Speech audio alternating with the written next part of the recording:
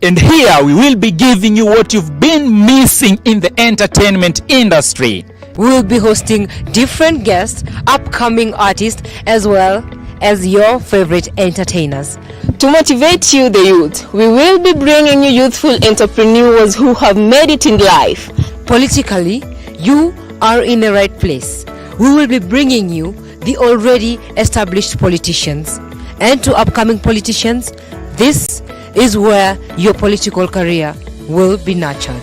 Live only on LTV Kenya, the home of the best. Indeed, LTV Kenya is home of the best. And here we are with Let's Confuse Them. Home of the best. Juzi mjuzi kala mchuzi wa mjusi. Juzi mjuzi kuna mchuzi wa kijusi. 666 shippy sip. 666 shippy sip. 666 shippy chipa. Kale kakuku kadogo kakuku kadogo kakako yupi wapi kaka? I saw a kitten in the kitchen eating chicken. I saw a kitten eating the kitchen in the kitchen. Give Papa proper coffee in a proper coffee cup. Give Papa coffee Kipi kikusikitishacho? Twende. Kipi kichechapichacho? Kipi kikusikitishacho? Kipi kikusikitishacho? Umepewa honeymoon 3. Yeah. Utafanyia nini? Nitakula tu. Utakula. Francis Atuoli ni governor wa county gani? Francis Atuoli? Kiambu ama Busia.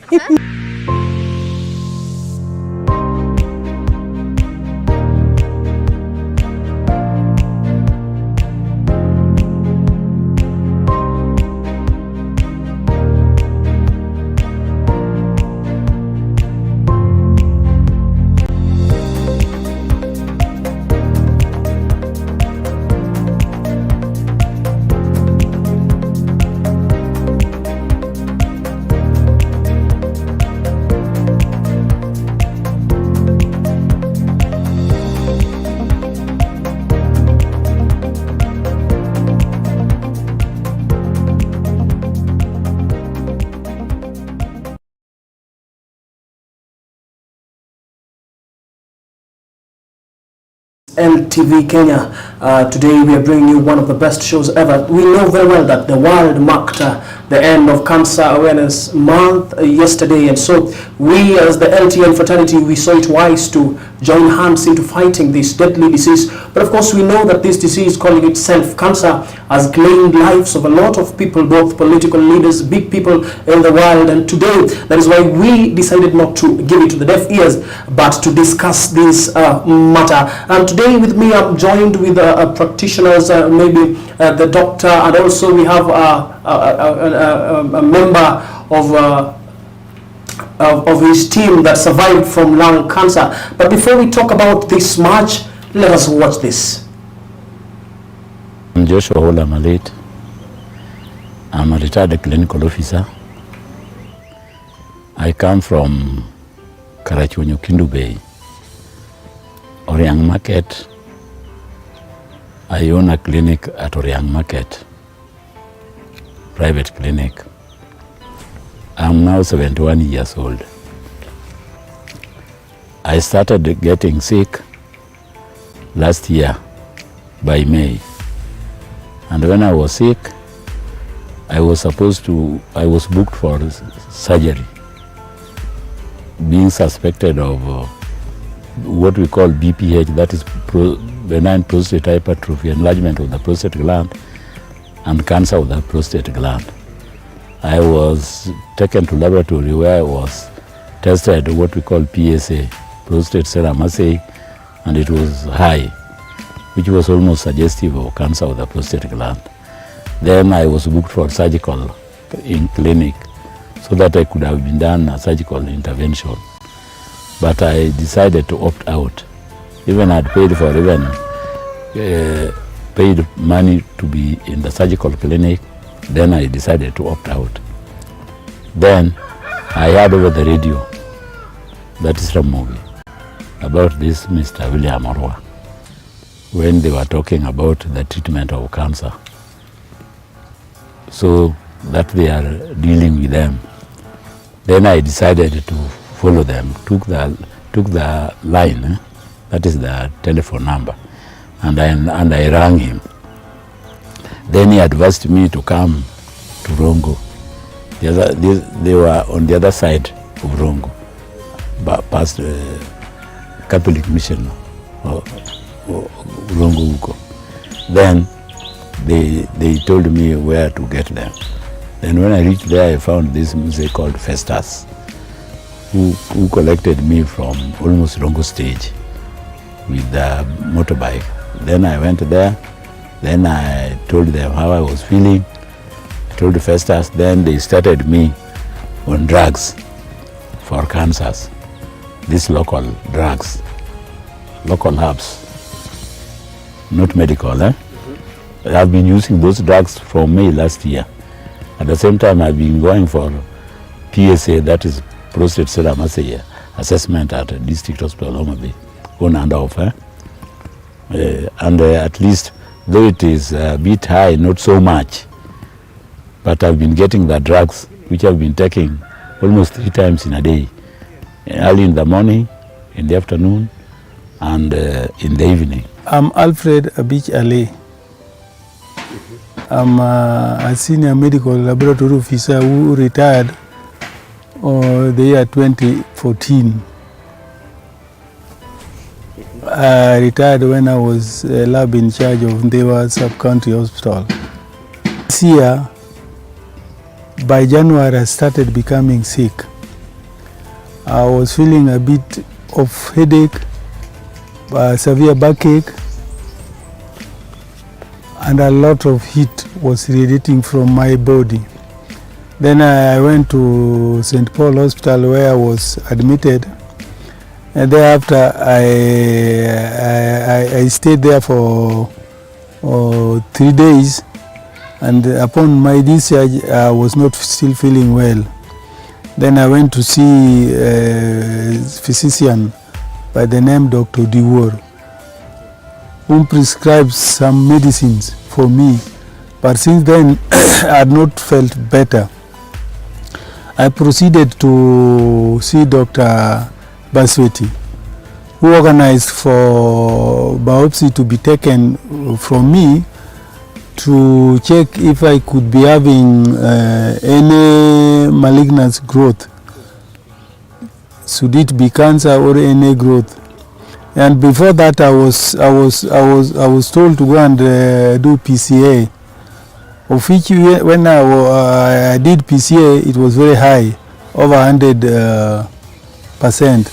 Then that was suggestive of prostate cancer. Then Dr. Basweti organized for the biopsy. The biopsy was taken. I waited for 2 weeks. The result came, and it was invalid. There was no any proper diagnosis that could be raised. But still, I was still feeling very bad. Then I proceeded to Kisii. Kisii, I went to Uhuru Plaza. I saw Dr. Osoro, who again organized for that the same test to be repeated. Then when it was repeated, it revealed that I was having cancer. I was having enlarged prostate with the symptoms of cancer. Then Dr. Osoro said that I was to be done MRI, which I was done. Then from the result of the MRI, there was element of cancer. And then Dr. Osoro also ordered for the specific test which could reveal which stage could it be. Then I was done pelvic MRI plus CT scan. Coming out of the hospital, I was still feeling very bad. Then it was a certain Sunday when I heard over the radio when there's a certain person who was speaking and saying that he is treating cancer. This person is by the name William. Then what he was telling me, what he was saying in the radio convinced me. Then I started to ring him. Then he told me that he's ailing at Rongo. I came there personally.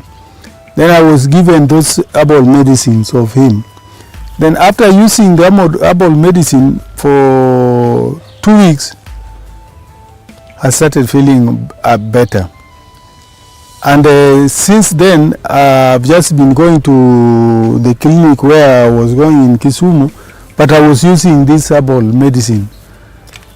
But sincerely, the 3rd week, I started feeling a bit better compared to how I was feeling before.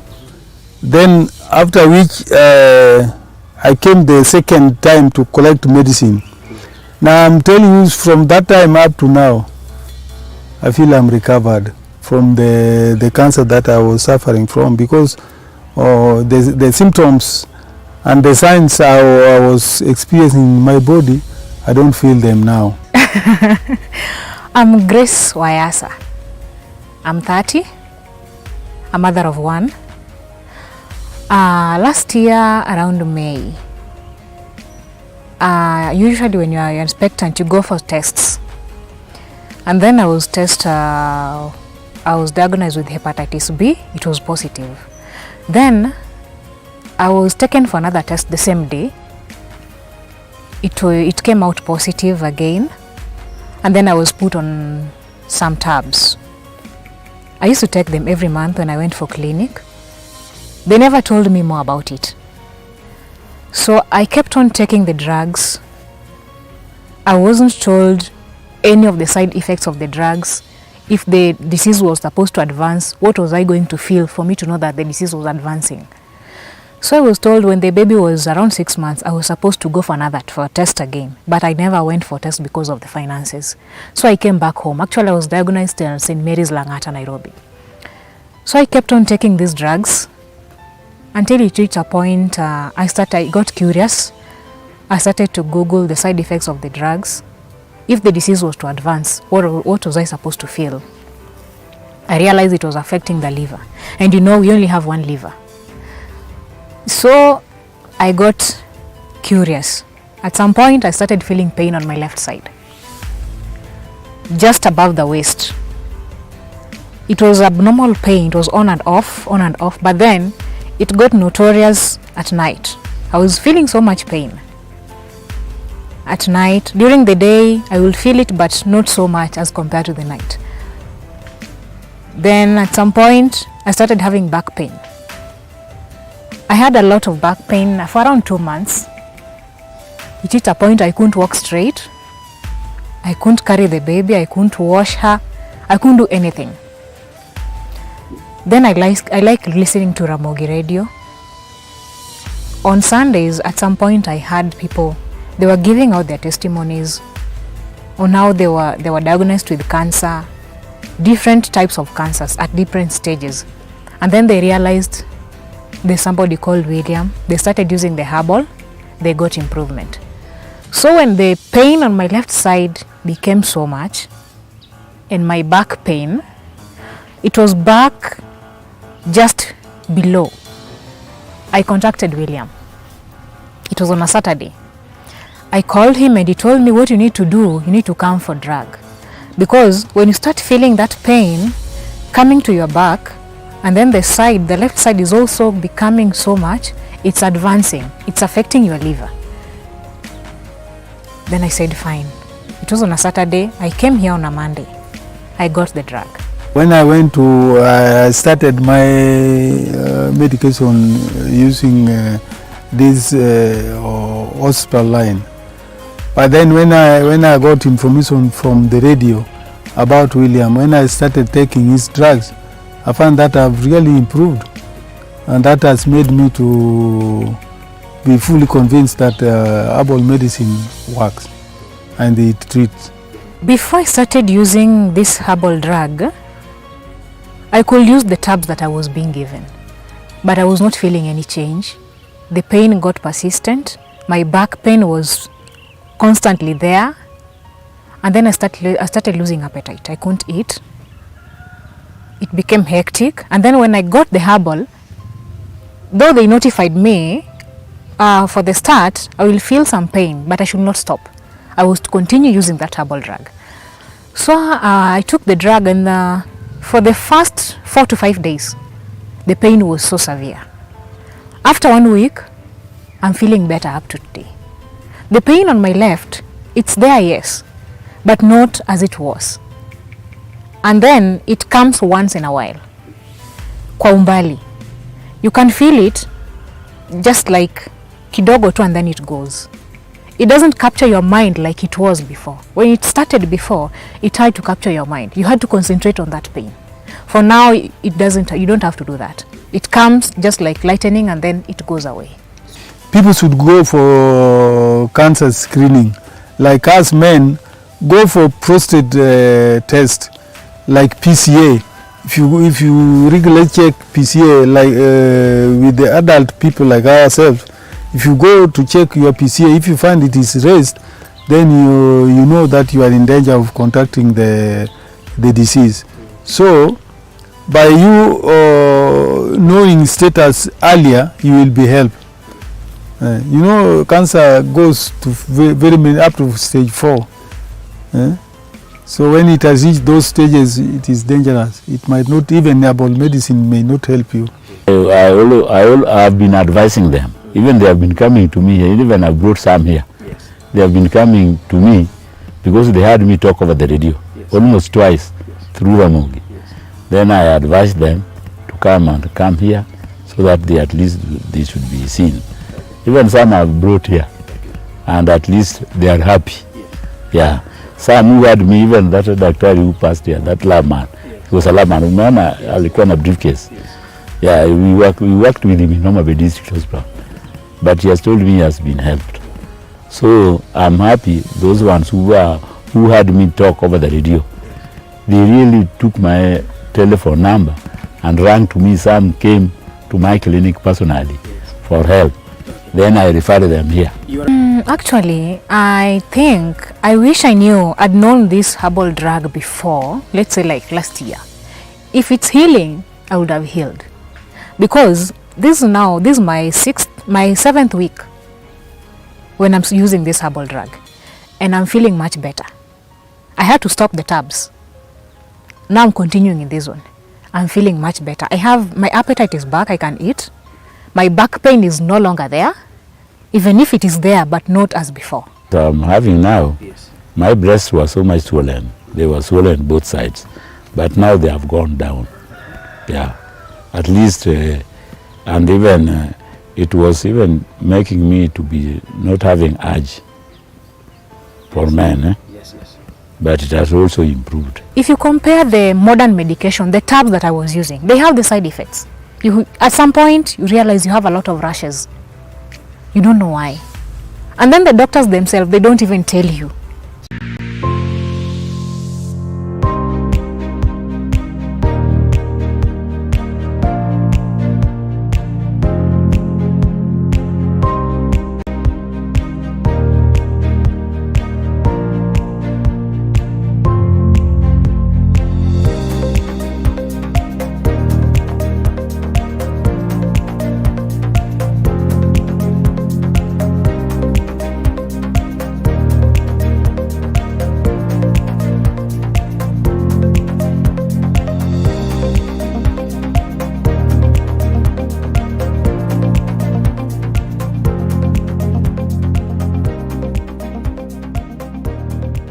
And here we will be giving you what you've been missing in the entertainment industry.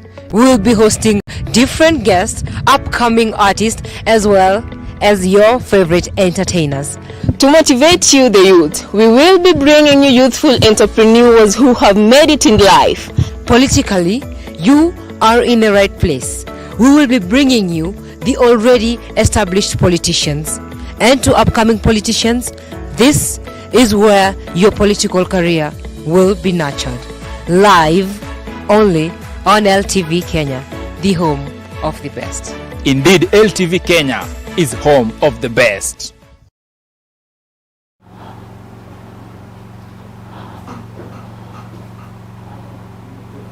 Well, thank you very much. That was a nice testimony there from one of the medical practitioners who migrated from the other side of medicinal facts and came back to herbal. Wow, that was very, very nice. I told you earlier before we went for that clip that with me, we are very lucky to host Dr. William Rua, herbalist here, and also cancer survivor. I said liver cancer, sorry. Grace Wayasa, who happens to be a survivor of liver cancer. Now, before we start off, let me start with you, Dr. Thank you very much for honoring your invitation and joining us this particular evening. Thanks. Welcome, and may God bless you. Thank you very much, Grace Wayasa, for doing the same to us. Now, Dr. just to start with you. Yes. What made you start practicing herbal medicine? Okay. I'm William. Yes, okay. I'm electrician by profession. Wow. So that is my line of living. So if you come back to in the medical area, yeah, you see we have our own culture as Africans. Yes. So I'm a Luo. So you find our grandfathers used to use herbal drugs, yes, to help themselves. True. So meaning that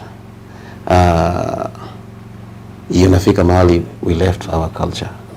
So we are running to West African culture, which is not bad, also good, because they have helped us a lot. But now unapata hizi drugs ambayo wanatumia ni zile that we have in our areas. It's like if you come to zile mchanga tuko nayo, hizo ndio zinatengeneza ceramic. True. So if you ukienda places like in the area, you find within this area that we are, hapo ndio tunachukua hizo mchanga ndio napeleka wapi? Napeleka kwa industry.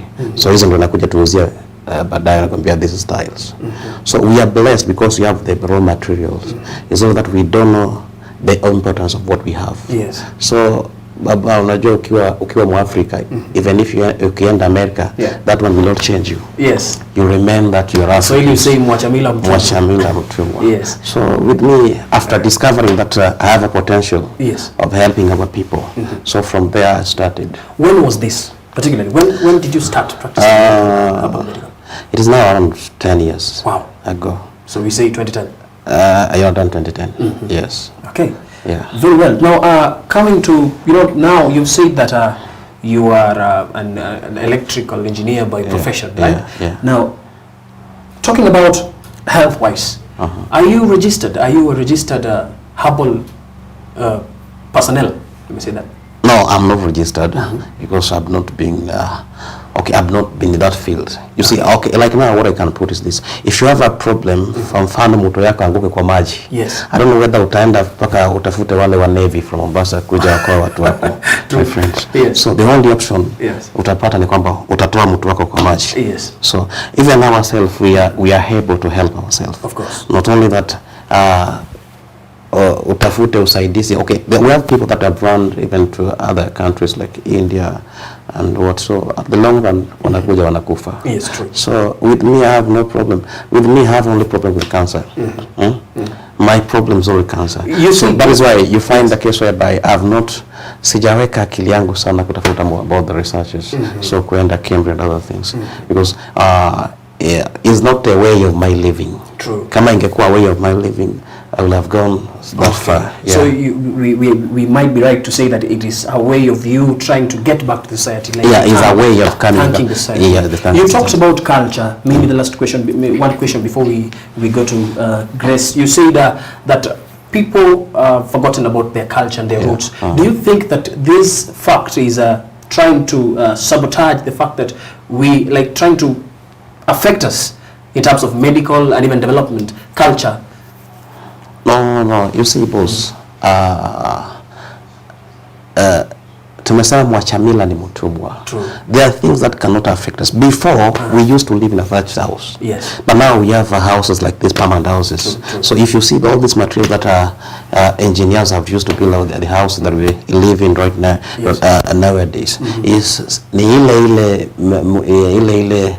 mwamba ambayo imechimbwa na kadhalika. So is only wameweka in an advanced way, you see. But that one has not changed anything. Okay. Yeah. Okay, let me get back. Let me get to you, Grace Wayasa. Thank you very, very much once again for honoring the invitation and coming to share your story with us. Now, first and foremost, I would like to appreciate you looking nice. Thank you very much. Thank you. Now, Let's move to the question. You are a survivor of liver cancer, right? Yes, I am. When did you get to know about this? Now, I was diagnosed with, actually, it was last year. Last year around the month of May. Yes. When I was expecting my firstborn.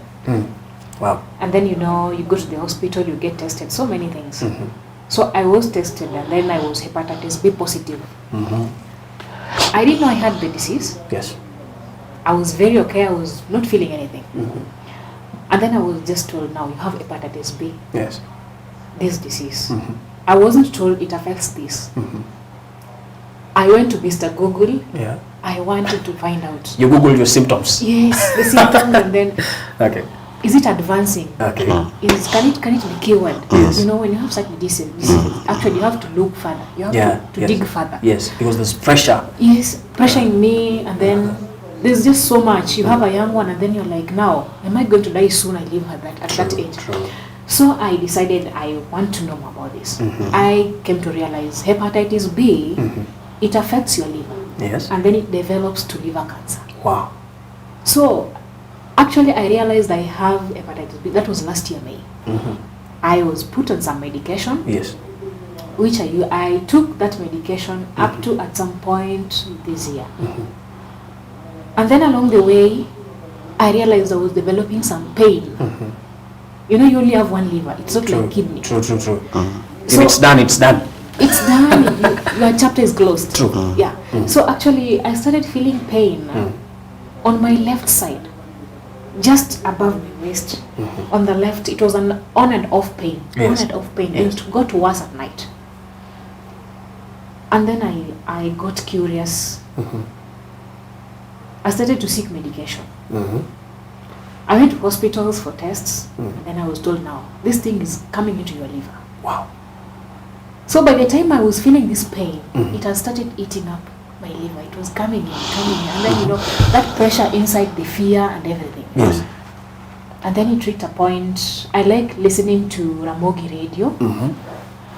It was on a Sunday. Yes. I was listening to a program in the Luo. It's called Meangema on a Sunday. Actually, it starts from around 4. Yes. So I listened, and by good luck or bad luck, I had, it was a day of the cancer survivors who were tested. I don't know. But it just happened that all the people who talked there were cancer survivors. And then I had this lady who, she said, after delivery, sometime to her delivery, she developed a swelling on the neck, another one I think on the breast. Yes. It got worse to a point that she was supposed to go for operation, for surgery. Yes. And then they heard of Dr. William, the herbalist. Yes. So they decided, no, before we go for this operation, the hospital way, let's shift. So that is where you heard about Dr. Yeah, actually that was the first time I heard about Dr. Okay. That is the first time. Okay. And then that testimony, the lady said she took that drug for around 4 months, and then the swelling disappeared. Wow. She went for tests. Wow. And then the sign, everything was negative. Yes. Somebody else called. I can't remember the name, but was a retired doctor. Has a private clinic somewhere.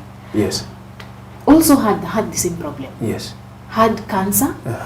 These symptoms, and then he was using these the modern drugs. Yes. The pain persisted. It got to a point he couldn't walk now. Wow. And then he heard of William. Wow. Then he decided, let me try the herbal way. It worked for him. Yes. So I'm listening to this testimony. At the same time, larger part of my mind is on my pain. Yeah. I decided now I have to look for this doctor. Now let me take you back a little bit. You talked about a pain initially before we started this. Yes. Now can you try to share with the audience the other symptoms of what you are suffering from, so that at least maybe we keep the audience on toes on what actually is happening to them, if at all there's somebody that is suffering actually, from. Yes. When it starts, you feel that pain, and then at some point, the pain went to my back. I had a very serious pain on my lower back. I couldn't walk straight. Yes. I couldn't sleep on my belly or even flat on my back. I could sleep on my side. Yes. And then eating became a problem. Okay. So you also lost your appetite? Yeah, I lost my appetite. Walking straight became a problem. I couldn't lift the baby from the ground. It was just hectic.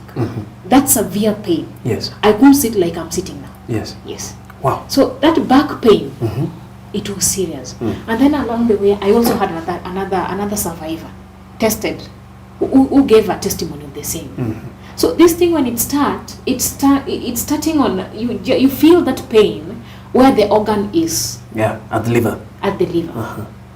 As this pain is spreading all your body, it comes to your waist, your back. Wow. You know, back, actually, that is where you have the backbone, the spinal cord. So when it affects the spinal cord, you can't walk straight. Yes. Yeah. So it is spreading along the serious organs. Yeah. Now, let's continue with after now you had realized that you were having cancer. Now you also had the information about Dr. William. Now, what was your first? What hit your mind at the first place after getting to know Dr. William? Now, what did hit my mind? Because, you know, after realizing, that was last year when I was put on those medications. Yes. I was not told of the side effects of the medications, which I realized I was suffering from some side effects. Yes. I had to go back to the hospital. Yes. To inquire more about this. And I'm told now it is because of this drug that you're using, which I was told I couldn't drop. But I had to persevere, and then these side effects were going to disappear as well. So when I heard about Dr. William, and then I said, now, the herbals, it's very rare for you to find a herbal drug that has side effects. And then from the testimonies, I decided, no, let me shift. Yeah, so did you try? Because this one is, I'm using it, but the pain is increasing. The pain is still spreading. Now let me shift and move to herbal way. Yes. And then that is where the moment I said, now, I want to look for this Dr. Lily. Yes. I just waited for the phone number to be read on the radio. I took it and you grabbed the chance. Immediately, the following weekend, I think it was a Saturday, yes. I called Dr. William. Dr. How do you feel when you hear testimonies about your drugs? I feel good. Yes, can you say tell something about the same? I feel good because I've helped many. Yes. Not one. Yes. I've dealt with the different types of cancer. So when patients comes to me, I give them hope. Yes. Because I've dealt with such cases. Yes. Because it is an experience that I have. So when you see someone is recovering from cancer, yes. You feel good. You feel good in your heart. Yeah. Yes. Now, what are these? Maybe let's get back to you, Grace. Yes. You spoke earlier about the side effects of the drugs that you were given from the hospital. Can you share with us maybe the side effects of this particular drug? You use them and then you feel at some point you feel so dizzy, completely dizzy. Yeah. That when that dizziness comes, you have to sit down. Yes. And for me, when I realized I was getting dizzy, I had to sit down, and then I will sit, and I just close my eyes. Yes. Then when I feel I'm now okay, that is when I continue with my journey. Yes. And then number two, another thing, you have rashes. Wow. Yeah, I had rashes. And then I'm told now, you have to persevere. These rashes will just disappear. But you can't stop using the drug. Okay. But I can confess, once I started using the herbals, yes. I've not had any side effect. Okay. The pain, it's not there. Wow. That pain is not there. Actually, you know, when I came and I was given the herbal drug, yes. I was enlightened on the things that I was to expect the moment I started using the drug. Yes. They told me you'll feel the herbs. Yeah, the herbs. You'll feel some pain the first few days, serious pain, but please don't stop using the drug. Okay. I can confess I used the drug the first 4 days. Yes. I had serious pains. Yes. Serious pain. But at least you were notified. I was notified. I knew. So I continued using this drug. What about in the hospital? Are you being notified that when you're being given the drugs, are you told that maybe these are the side effects of it? First, the mistake that they did at the hospital. Yes. They found out I have hepatitis B. Okay. They never told me this hepatitis B is going to spread or to advance to this disease. Wow. It's going to affect this organ. I was never told. They just told me, now you have this, take this drug. Yes. They never told me anything. So that is, I think that is a mistake on their side that they do. Once they realize you have a disease that is going to lead to something else, or is going to affect a given organ in your body, they should let you know, so that you find a way of dealing, of preventing it before it starts spreading into that organ. Daktari, talk about side effects.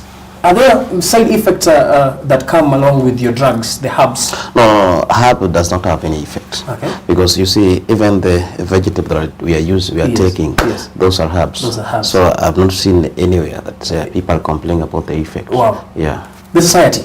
Yes. When you learned, because I know, a mother is somebody that I was made to understand that can never keep something to herself unless it is so much personal, maybe the family things and stuff like that. Now, when you realized about this and you started suffering from it and now you had to break down to the society, what were their reactions? I remember the first person I told I had liver cancer was my mother. The surprise on her face was just written, now my daughter, you are dying. Because actually every prominent person, even those who have a lot of wealth, they have millions. This disease it has just closed their chapter like that. True.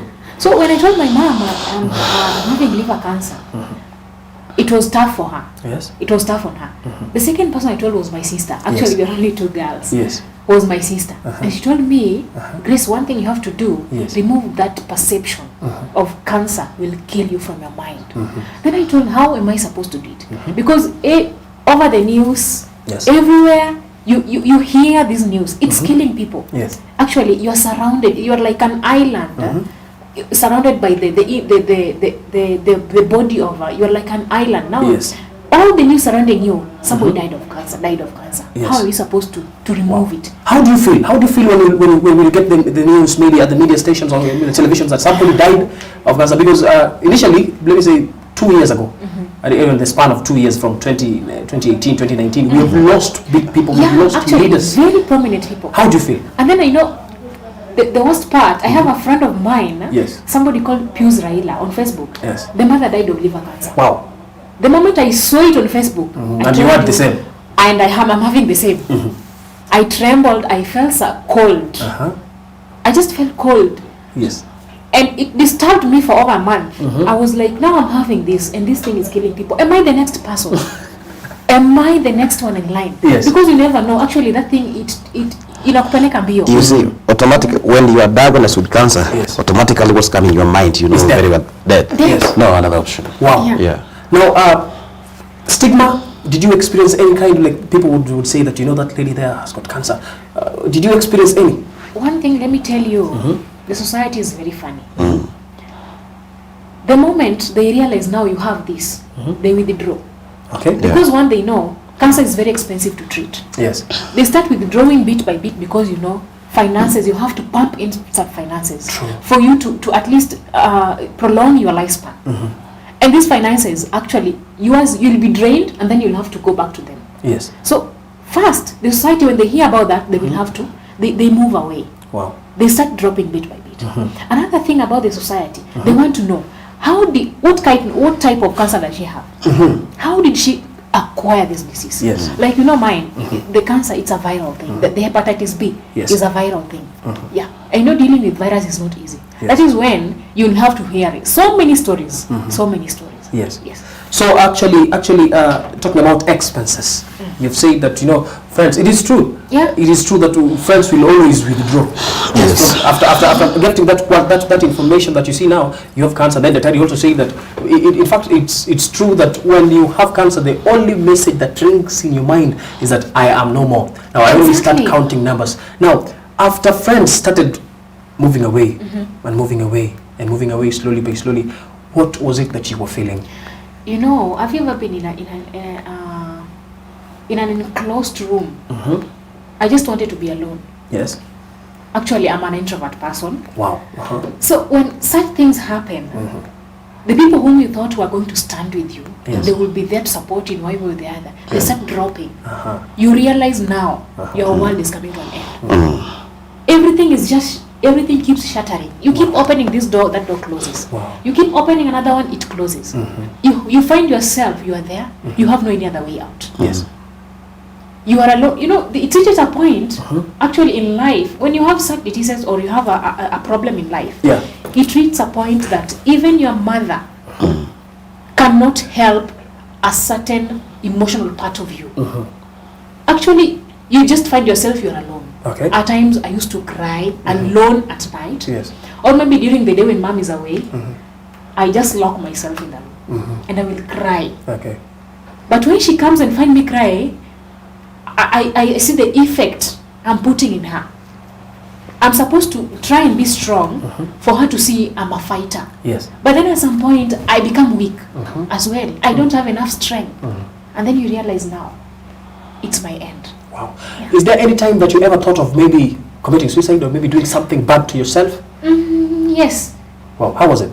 Actually, my story, my life, at some point in life, that was 2017, I bumped into a depression. A depression that lasted with me around 7 months. But I have one lady friend who helped me out. Wow. That's a different story altogether. Okay. But she stood with me. Plus my mom, she stood with me and my siblings. Wow.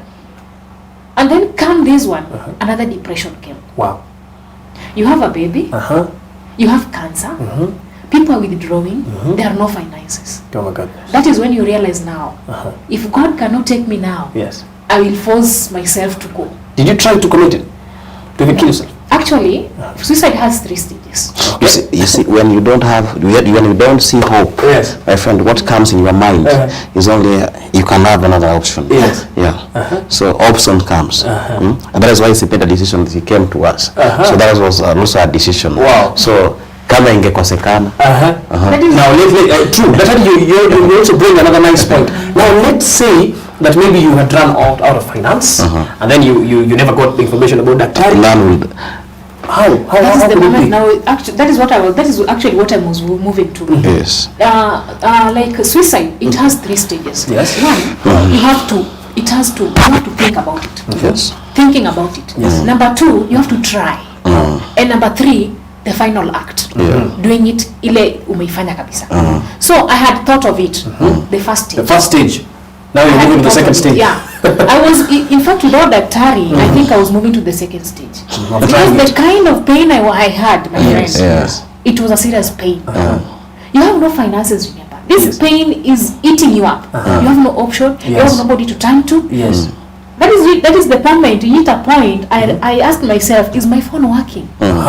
My phone was not ringing. I had no callers. The phone went to Safaricom messages. I had no callers. Somebody told me earlier before we continue. Somebody told me that the only genuine lovers are Safaricom. They send you text to every morning, dear customer. Dear customer. Yes. Just that. I could only get their messages. Yes. Just that. Yes. I couldn't even get a text. But the moment you try calling someone, they hang up your call, or they just blacklist you. So it's a serious thing. How many hospitals did you go to? Actually, I went to 3. Wow. One, I was diagnosed at St. Mary's Langata, Nairobi. Nairobi. I came home, then I went to Homa Bay District Hospital. Yes. I went there once. The second hospital I went to is Kisumu. Yes. Referral. Yes. And the third one? There are 3. I started my treatment at St. Mary's. St. Mary's, Yes. moved to? I moved to Homa Bay Hospital, Homa Bay. then Kisumu. Then Kisumu. Yes. Okay. Can you try to approximate maybe the amount of money you used? My friend, it's much money. How was it? How much was it?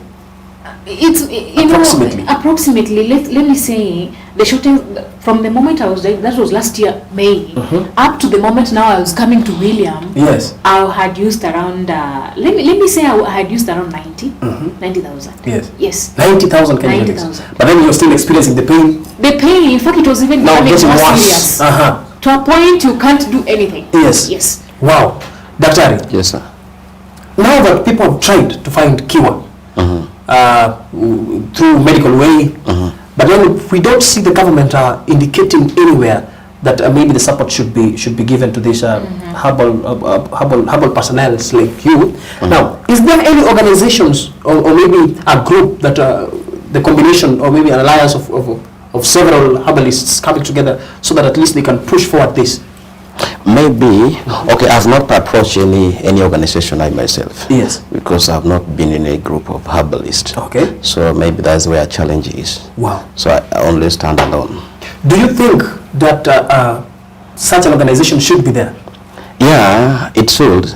But you see, being that this thing is out of my profession, you see, I pursue a thing different from my living, so it becomes difficult. Also, I myself find other groups to assist. We're getting back to that, ladies and gentlemen. I remember I told you that this thing is going to be very nice. This debate is going to be very nice and very nice. We've just had testimonies from Grace Wayasa, who happens to be a survivor of liver cancer, and also Daktari here.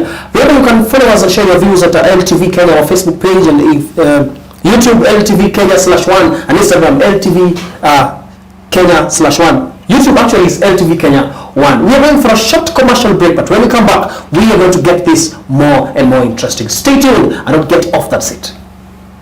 And here we will be giving you what you've been missing in the entertainment industry.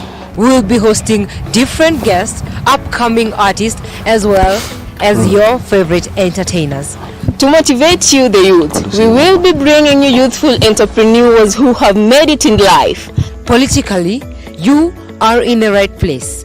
We will be bringing you the already established politicians. And to upcoming politicians, this is where your political career will be nurtured. Live only on LTV Kenya, the home of the best. Indeed, LTV Kenya is home.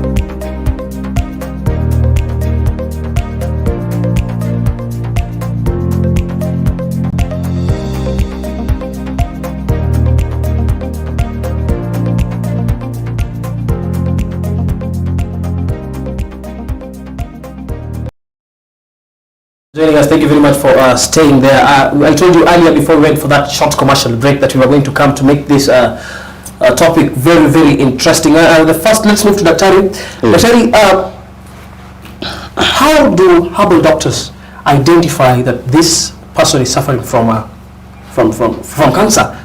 Yes. Okay, with me, I can't talk about other people. I talk about myself. Yourself, yes. With me, the only thing that we have to do, you have to go to hospital for medical checkup. Okay. Because most cases, you see, you maybe have a normal headache. Okay. So when you come to me with such a cases, my friend, it will be, I can't put it. It will not be right when I give you the medicine, or offer the medicine when you have a different case. Okay. So when someone go to the hospital, that will be the best way. So you come with the document, and from there we'll. So actually, this patient should have at least gone to the hospital, maybe do some tests, and then come with verification. Daktari, this and this and this is what is happening. Yes, and then from there you take action. Yes, from there I take action. Wonderful, wonderful. So now, do you think, now talking on behalf of other herbalists, because you know you have very many, now do you think that the government is maybe sleeping on the other side, like they don't want to identify the fact that herbalists are there on the ground that can help solve the situation? You see, I cannot blame the government on this, because they have the body that is doing research. Okay. Like if you go to Nairobi, you find Cambry. And the problem is that they are sleeping in their classes. The board. That's the big problem, because they have finances, they have everything. Okay. But the only place you find them is only in Cambry. And that's why I myself have not decided to go to Cambry. Reason why, I will lose for nothing. Yes. Yeah. Actually. You see, okay. You see, God Himself entrusted me and gave me this thing. Yes. So it's more or less a gift. Yeah, it's a gift. Okay. So a gift. God, I know that God knows everyone. Okay. He knows even where Cambry is. He knows even those are working in Cambry. Yes. So he could have even given this to the Cambry guys. Okay. So He gave it to me. So that is where I have a challenge whereby I cannot go to those people. Yes. Go and say, brothers, yes, can you help me on this? Yes. It is them to come on me and talk to me. Now, just to add on yes, that, yes, you know, actually, things with herbal, you know, it's something that is whole. It is naturally whole. Yes. There's no addition to it. Yes. There's no subtraction. Yes. So actually, when you know, one thing with the government, in as much as the Cambry is doing research, yes, drugs are being manufactured. True. They are adding some things. True. They are removing certain things to the raw material yes, that we have in Kenya. Yes. So the moment I feel the government actually is sleeping, because this thing it's sweeping away the country. You're talking as a perspective of patient now. Yes, it's sweeping the whole country. It's sweeping the whole world. The whole world actually. So they should call upon any individual. Yes. It's their duty to call upon. Because that is when you know, when you go there, you have that courage. My material is not going to be watered down into something else. Yes. So the moment they have called upon, that is when individuals like the Tariq, now they come in. Yes. But you can't just go there when you've not been called upon. Yes. Actually, there's politics in everything. Wow. It is going to be politicized. Now you feel like there's something that is being, maybe the processes are being politicized inside there. Exactly. Yes. And now the product, the final product that they're going to produce, it's not going to be as whole as the thing that the doctor is using. How do you think this is affecting now a patient apart from a doctor? That is where the problem comes. Yes. It's so unfortunate that should I say that somebody's, I don't know how people view death, but people do view death differently. Yes. Some people say, now, even if I die, I have enough stock for my generation. Okay. Others feel now, if I die today, who will fight for them? Yeah. Actually. Yes. That is why I'm saying people view death differently. So, the government will have to forgive me on this, but this is the truth. Yes. The thing is, we're going to hit the nail on the head. The people on board dealing with the Camry, Yes. or people who are in charge, Yes. looking into this production of these drugs, it's all about their stomach. It's all about what I'm leaving behind for my generation. Even if I die today, my generation is well off. Yes. It's not about, if I die today, how is this young one going to come? True. Am I going to save a future generation? Okay. I'm talking about experience. So I think the way they need to do, they should put on this shoe. The shoe that pinches me, you don't know how it pinches. True. So they should try fitting into my shoe. And then they feel the kind of pinch that the cancer survivor, the cancer patient is feeling into that shoe of cancer. Wow. The moment they put on that shoe, they realize now, this thing is serious. Don't you think the government should be the first person, or maybe apart from the board now, the first person to give directives that maybe Camry should start focusing on these particular issues now? Exactly. You see, now if you talk about government now, your boss tells you to pick that chair from that place to the other. You see, if I don't tell you that remove that thing from there, I'm your boss, you will just leave it there. Do you think that now it is the work of the government to ensure that Camry does its job, or it's the job of Camry now itself just walk around and find solutions to this? I think One of the mistakes that Camry has done is this. There's a big mistake, because if you come to our area about the conservancy, you find the indigenous trees is not there. Wow. You see. Yes. So they come with the idea of planting these species. the GMO, genetically modified. Yes. So you see, we have a problem, because you see that there's nothing new under the sun. Of course. Nothing new under the sun. So nothing God will bring. Everything God put in place. So he knew very well the cancer will come. Yes. So so hangeanguza kiwa from heaven. Yes. So the cure itself is here. Is here. And that's why God can direct to go to this plant and the other plant. So if you can combine those plants, we'll deal with that case. Yes. You see. So for now, the problem that we are facing as Africans, tumewacha mila. So there are cases that we can solve with our mila, with our own culture. You see. So otherwise, nasema if we depend on Camry and they have failed us on other areas, you see, like I've talked about the conservancy. You see, we have lost good indigenous trees ambayo tulikuwa tumedepend for so long. If you go to the Masai land, you boss wale wana survive for long. Yes. You unapata Masai ambayo akona 100+ years. But if you come to our areas, you see people are dying at a very tender age. You see why? Like now, you find post tunakula, but we don't do a service for our body. You see, it's like now you have a car, but you don't do a service. Una fuel to gari. You don't change the oil. This car, at the end of it, it has to break down. It has to break down. So that is why we have to do service for our body. So that is why on government side, they have to preserve the indigenous trees. Wow. You see, and we have to come back to the indigenous vegetables, like osuga, like than going to Sukuma Wiki. You see, people are complaining about the Sukuma Wiki because when you eat Sukuma Wiki, automatically, because mtu na ulcers, you cannot survive with Sukuma Wiki. Yes. You see, True. so if you eat this indigenous vegetables, you'll survive with it. Yeah. Now, do you think that now the society should be like now taking care of themselves as far as now drugs are concerned? Exactly. Eating and maybe doing exercise. Exactly. So now, okay, what I've my own research that I've done. Yes. Is this, you see, nowadays people are taking ARVs, so there is a lot of toxin in the body. So you find nowadays people have a lot of problem with the kidney. Yes. You see, because too much of chemical in our body. So if you want to help ourselves, we have to find a way that we can do away with the toxins in our body. Wow. So hii itafanyika aje? We have to come back to herbs, because kuna zile tukikula itatoa zile toxins. That's a way of doing.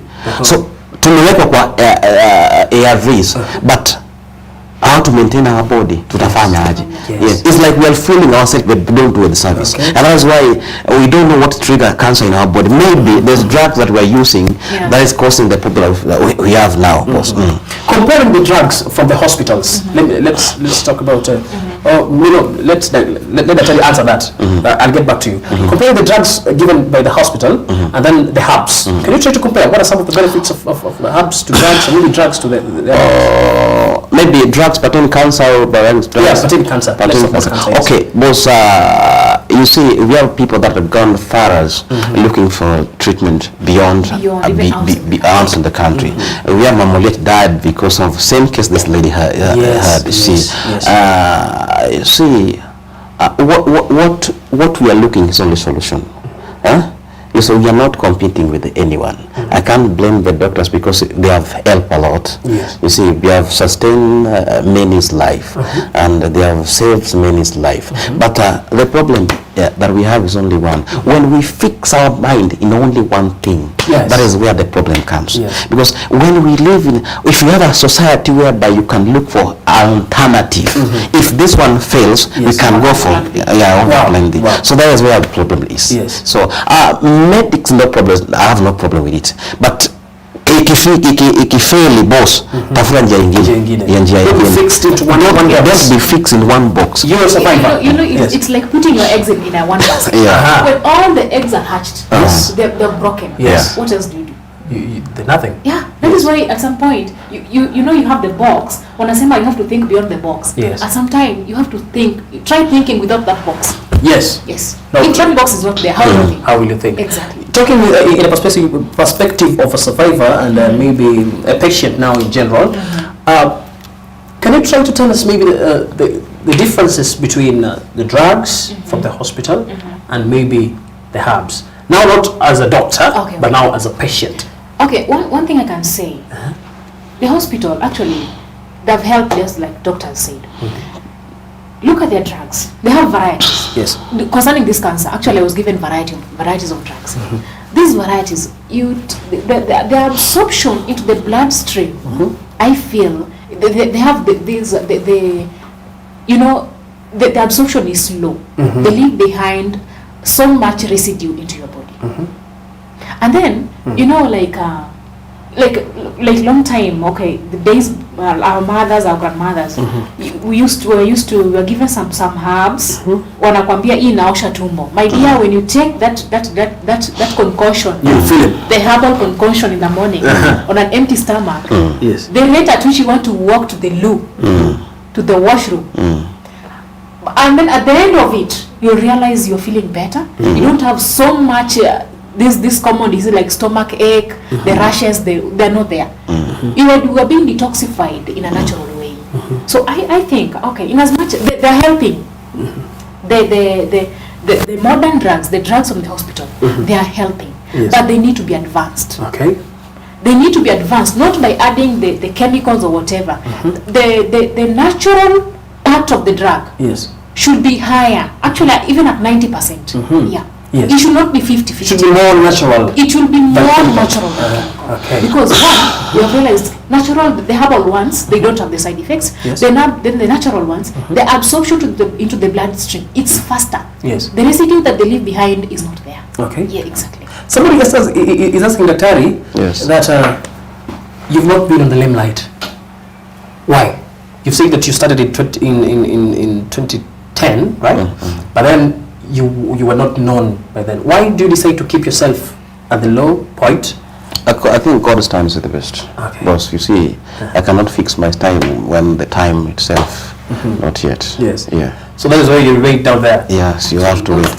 Like now, you see. It has come up when I was just feeling bad, and then God brings up William, and then now the best time for me. Yes. What about the people that felt bad when you never felt bad?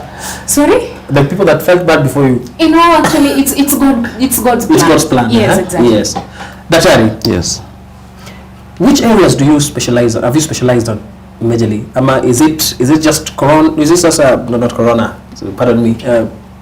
Cancer alone. Do you treat other diseases? No, I don't deal with other diseases apart from cancer. I only deal with cancer. Only deal with cancer. Yeah. Okay. Now, how is this, the fact that now you're a doctor, help the society where you're coming from? What is your impact in the society apart from now? Yeah. Are you involved in something else apart from being a doctor and helping? I told you before that I'm an electrician. And now to the medical area, I may say this God gave me this to help the society. Okay. You see, now I know this lady because of the problems she had. Yes. You see, and now that is a way of God. I'm helping the society. Yeah. Now somebody's asking here that how much do you charge when somebody comes to visit you? In terms of charges, okay, there are things you cannot mention over there online. Okay. Yeah. So what is your advice to them, people that want? You see, treatment is a process. Yes. So with that one, I can just not say that give me like this amount. You have to come and we sit down and talk. Yeah. Yeah, now, actually, just to add on what Doctor said, treatment is a process. Actually, you don't come with the mindset now, let me go take this herbal medicine, I want to be cured immediately. Yeah. It comes bit by bit. Slowly. It's not a miracle. Like now I'm not feeling pain, but I'm not saying I'm healed. Yeah, I'm not yet healed. I'm still having it, but the pain is not there. So the more I keep on taking this herbal drug, the more I suppress it, the more it's going to disappear completely. Yeah, it's a process. So it's a process. It's a process, actually. But let me take you back to when we were starting. I forgot to ask you some question that is very, very important. When you realized this talent that God gave you, and then now you started to execute it, were you getting forces from the community, objective forces, negative forces? Okay. You see, like people Waswahili wanasema nabii hana heshima kwao. Actually. You see. Yes. And also they will not believe that I'm helping this. Yes. So that is obvious. You have to meet such cases. But I know when God puts something in you, He knows why. And He knows very well that you will meet the barriers ahead of you. But I have no problem. Yes. Because mine is to go beyond that. Yes. Yeah. Maybe to share with us some of the challenges that you went through, or maybe you're still going through right now, at the area of you see, many do not believe that cancer is curable. Wow. That is a big challenge. Wow. You see, but it also depends. You see, cancer depends with the stages. So that's why people cannot believe. So someone can come with a stage 4 cancer or stage what cancer. So that is where the challenge is. Yes. So with the cases of cancer, you will find someone in stage 1 would be easy to deal with. So that is why people are coming with their own view. Say, no, if you try this guy, no, will fail. You will die. You will die. I remember, just to add, I remember when I called Doc, actually, I had a different issue. Wow. That after what I told, my baby had some rashes. Okay. I tried treating the medical way. I went to so many hospitals. The rashes were not disappearing. Yes. So I decided, let me try Dr. William. Can he help me to cure these rashes with the baby? And then he told me, no, I don't deal with that. I only deal with cancer. Cancer alone. Yes. So I decided to share my story with him. Yes. And then remember one thing he told me, that thing is eating up your liver. That was his statement. That thing is eating up your liver. Wow. Come start using the drug when I can still help you. It will reach a point I cannot help. Yes. And that is when you will just die. Yes. That's the statement, the words that he used were very selective. Wow. It triggered me. I had to look for money and come. Yes. So actually, I think what Dr. is saying, cancer, it is treated. It is cured. But only when you start medication when it's still young. When you wait for it and then it reaches stage 4, it reaches a point when it has eaten up all the veins around that part. Wow. Like for me, the liver. If any case I would have waited that long, I wouldn't have met William or I wouldn't have heard of him. I would have reached stage 4 very fast, depending on the pain. Because all the veins around the liver would have been eaten up. Yes. So that is when, I think that is what William referred to, I cannot help you reach a given stage. Yes. Yeah. So well, the moment you realize this disease, it's there, yes. Okay. And then it's in answerable level. Yes. Now, Dr. Ami, Yes, sir. your first patient, how was it? How was it with your first patient of maybe cancer? Yes. I had a lady with the cervical cancer. When was that?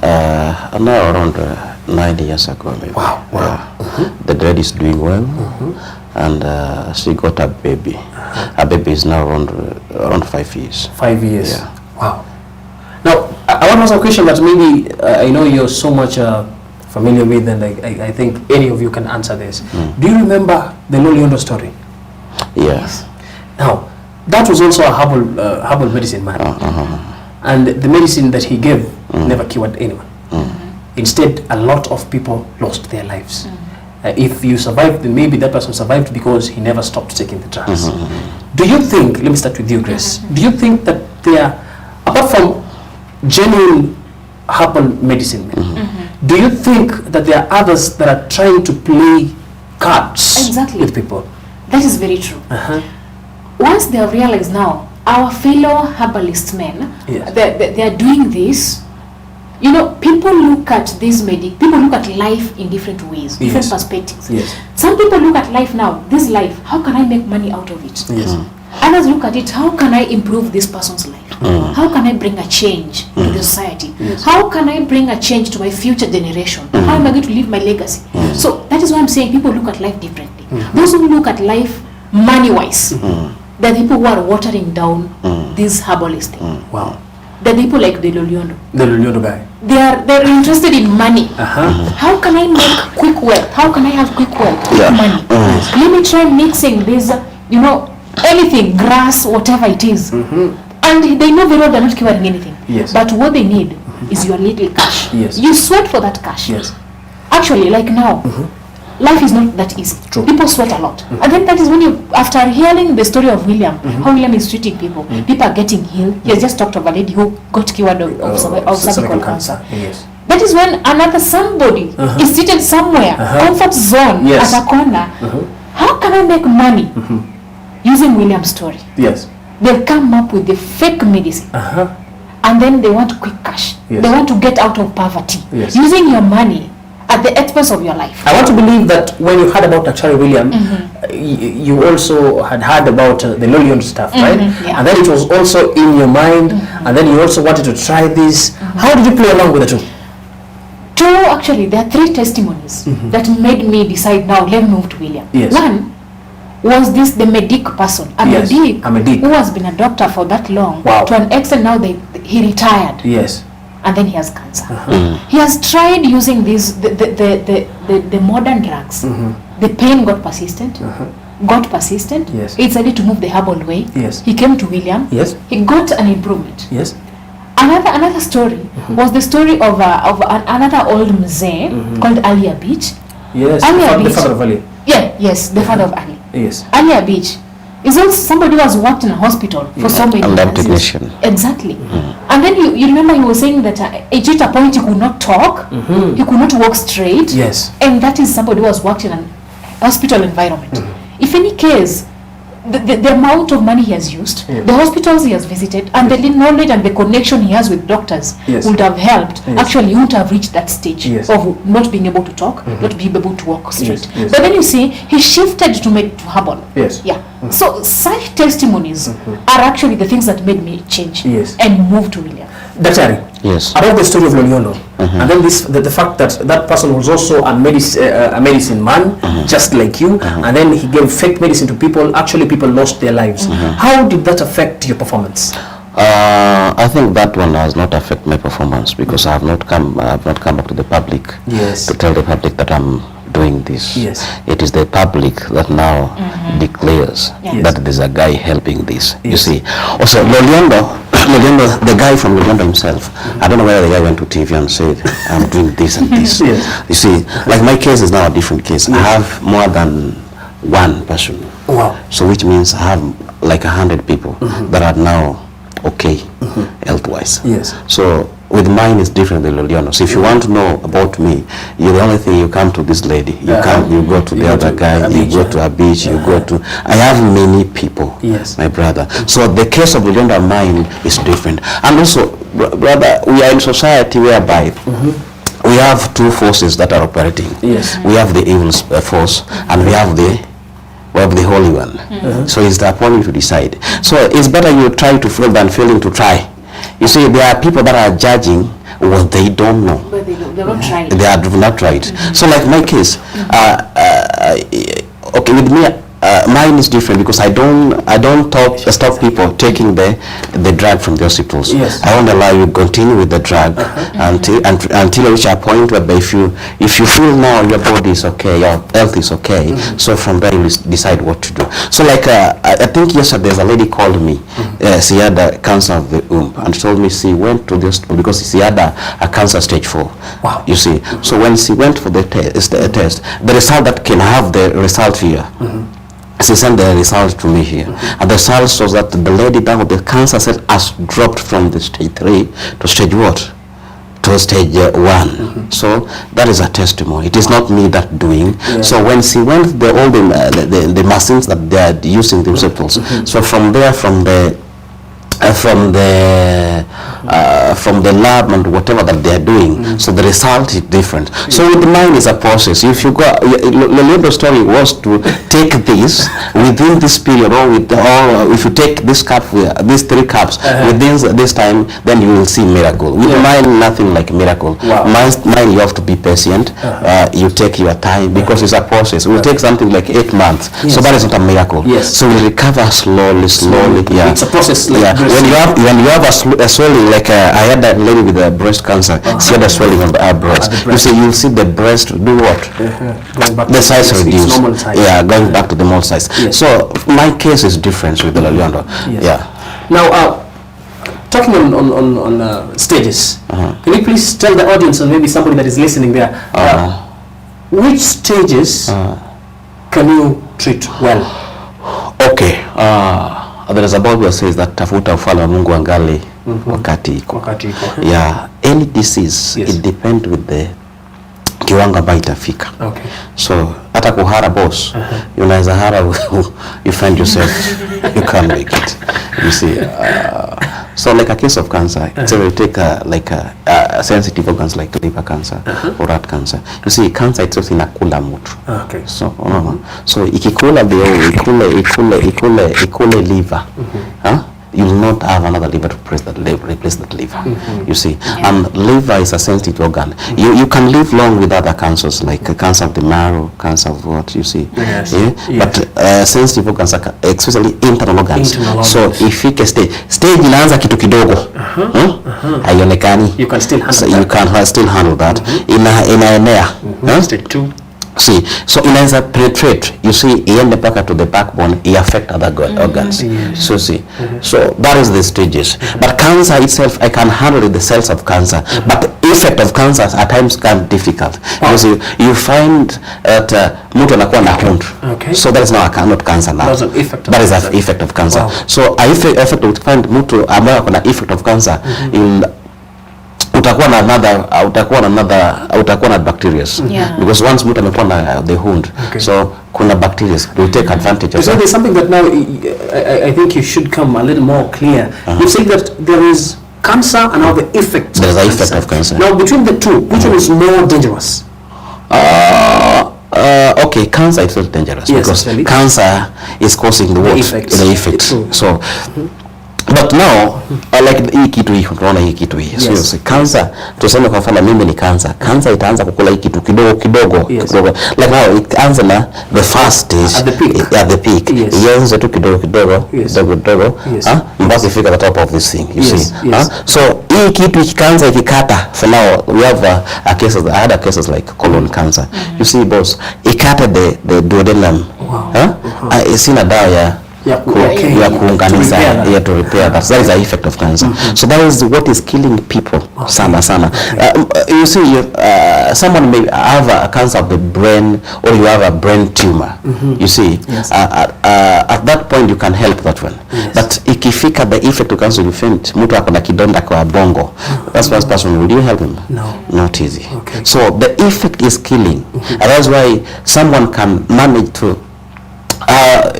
kuwa na cancer for long, but when it reaches a point where by now you have a effect cancer, will not make it. So that is why nakwambia hii kitu inasaidika mapema. Because ikifika kwa effect, you see, if you go to hospital watakwambia tutakufanyia chemotherapy, what therapy, and other things that will do to you, but haitakusaidia. So hard cases like people, both nimepata watu na different hospitals, people from Kenyatta Hospital, people Nairobi Hospital, people, I have people even from outside the country. So mtu ametoka from all the way from India, sana kuja akona cancer of the throat. So cancer imekula the throat, I cannot reconnect the throat. This pipe is impossible. But I have people ambao wamekuwa na the swelling. Ikupatia dawa ita deform hiyo kitu. You see. So effect ni mbaya, but cancer inaweza saidika before ifike to that stage. So how many stages do cancer go through? Boss, if you want to cover 10 kilometer, inaanzanga na step gani? Step 1. So do not wait until at the point that you cannot make it. You see, that is what it is killing people. And also, you see, the hospital is also not bad, because with the people do not have option. You have to go to the hospital, and hospital they don't lose. Mtu ukikufa, there's still mortuary bill you have to clear. You see, and you can't take the body from the mortuary kama without the clearing the hospital bill. Mtu yako amekufa, but still there's a hospital bill. Compare, this body cannot get here. You have to pay for the bill. So all of these things, hospital our potezi. So that is why they will keep you, wanakwambia tumia this dawa, then you wanakurefer to another medicine, which is not bad. Hiyo ni yao. Is there a general symptom of cancer that now combines all of the cancers in the body? That now anybody that is having cancer, despite of which type, has got this symptom? Because you see, if you tell a patient outside there, or even if you tell somebody outside there that you should be able to treat cancer at an early stage, you know, I won't know that I'm suffering from cancer. So is it that there is a symptom that tells someone that when you experience this, automatically what should hit your mind is maybe you are having a cancer that is developing in you? Is there a general symptom? I think from my experience, everything pains. Everything is painful. Every body part is painful. As long as it's not an external injury, as long as you are feeling an internal pain, I think you need to check that.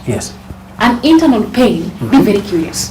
Because you know, actually internal pain, something that is inside you, it's not easy to see. It's not easy to identify now. Now this is what is happening.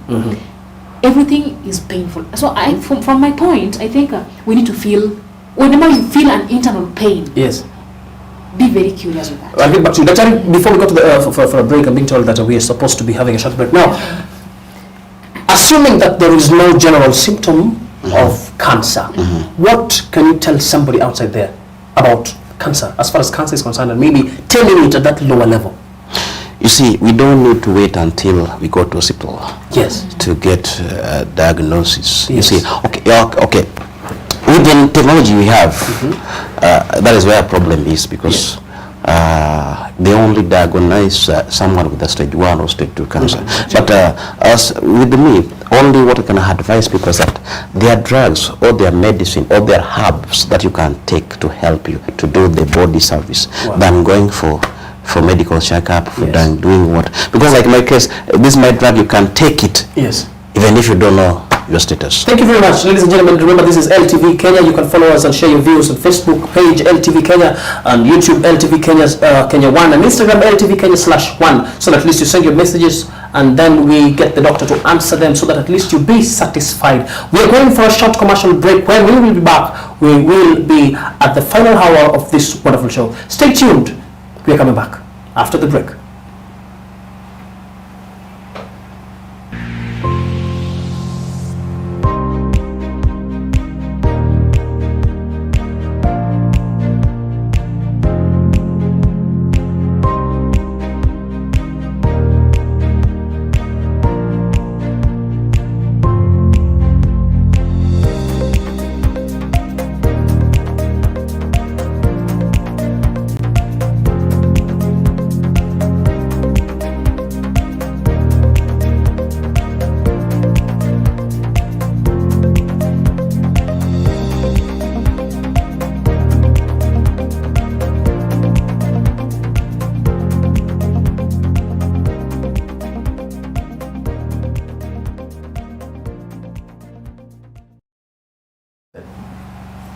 he or she has cancer.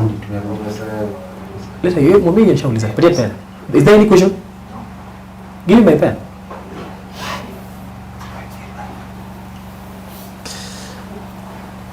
Okay, thank you very much. We're sorry for that. Now, the final hour, I told you earlier that, remember, this is LTV Kenya. We are still very, very live. Now, back to you, Daktari. Yes. If at all, or maybe let me put it this way, what is it somebody should do? Or maybe, what is it that somebody should eat? Okay, so that at least he or she ensures that she or he has protected him or herself against this disease, apart from just even cancer and maybe other diseases that affects the internal part of the body. Okay, nilianza kusema kwamba Chameleon ni mtumwa. So along the tribal side, I may say that everyone has a way of every tribe has a way of dealing with its own problem. Yes. So you find a Kikuyu, they have a way of dealing with their problems. Yes. So the only advice that I can advise them is on rudi nyumbani, tafuta ile dawata soso alikuwa nayo, usidharau. Yes. So zile mboga, because even our eating style, the food that we eat has changed. Yes. Even how we cook has changed. Yeah. Maybe these are the things that contributing a lot. Yes. You see, because you see nyama ilikuwa napikwa masaa marefu. Yes. But nowadays you see dakika kidogo tu within a certain time. You just boil it and then come back very fast. Very fast. You see, sabaki ilikuwa inapikwa like a whole day. Wow. But nowadays maybe the this fresh one from the lake. fresh one from the lake. Yes. But nowadays you find a case whereby inapikwa within a sort of time. So maybe these are things that are trigger the problem we're facing right now that we have. Maybe we don't know.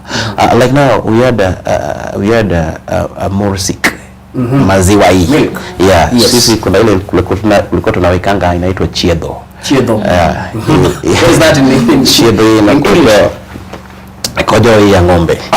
Maybe you see. Yes. Ukikunywa maziwa mingi utaambiwa bana utakuwa na brucella.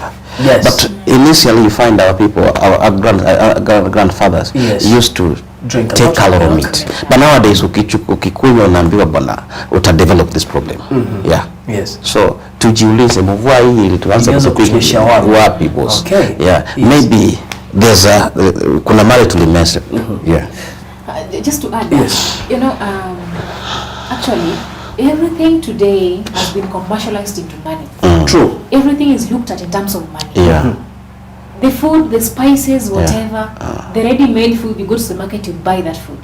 The spices, it's being looked at in terms of money. What is it that if I add to this, I'm going to fetch more money? The moment things are being added into it to fetch more money, yes. That's the moment you're pumping in more toxin into your body. Yes. You're developing different types of cancers. So I think the best way to minimize this, or maybe to lower the level at which you're having it, let's go back to traditional meals. True. Traditional meals. Just eat traditional. Like, you know, when I started having my back pain, I thought it was my ulcers, because I also have ulcers. Wow. Now I said, no, this is not ulcers. Like now, nikwambie, sisi tunangoja mpaka tuambie aloe vera inatoka wapi. Ati kuna sabuni ya aloe vera, kuna nini ya aloe vera, nini ya aloe vera. So hizi aloe vera zimejaa hapa kwetu. Yes. Yeah. So that is a problem we have. So tumekuwa na starehe mpaka tumejisahau. Yeah. You see. Do you think that now the battle is back, or maybe say the ball is now on at the court of now people, you see, the society itself? Are they supposed to be now viewing, let me say, trends, or maybe how they eat, how they socialize, and how they live their life towards beating these diseases? Actually, the ball is in the court of the society. Yes. The normal monarchy. The ball is in your court. You've realized the person you elected is not helping your health. Yes. Is not concerned about what you're suffering from, how you're going to be treated, Actually. how you're going to get that money. Actually. So the ball is in you. What is it that if I do at a cheaper price, or even without using money, Yes. this thing that I can get for free, how can I use it to prevent this thing that is going to consume more money from me? Yeah. So it is in your court. Yes. Take care of what you eat. Be very selective in the spices that you use. Be very selective in how you cook your meals. Yes. How you know, actually you're supposed to eat it when it's still hot. So be selective of how you eat, the spices you use. Yes. Go the traditional way, my friend. You'll not suffer so many diseases. Yes. Actually, that is the best thing. Daktari, what do you think the Ministry of Health should do or should put on board to ensure that the herbal doctors that are now coming so much brave in terms of fighting these diseases, what do you think the Ministry of Health should do to ensure that you and the rest of the herbal medicine men are brought up on board to help fight this disease? You see, the first thing that I say is that, you see, a Minister of Health, they have everything. Yes.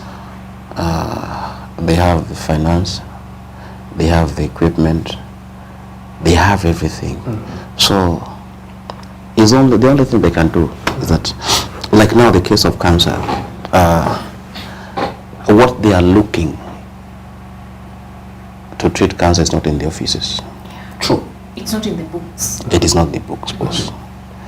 It is here on earth. So if they want to do more research, if what they want to know more, the only thing, let them come on the ground.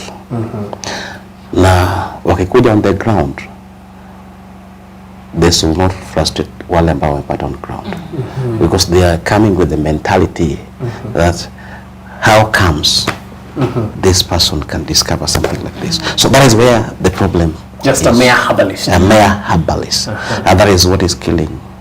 You see, Mungu akitaka kuokoa ulimwengu huu, achague professor. Yes. Yeah, anaweza tumia chokora. So how God's works is different how man's work. You see. So if these people really they want to help people, let them come downwards with mentality of combining force. Okay. Let's work Because together. let's work together. To overcome Because this disaster. this is a teamwork. Okay. Maybe have this and they have knowledge of doing it to another level, which is not, but that is what we need. I have this, but they can put it to Another level. True. You see. Yes.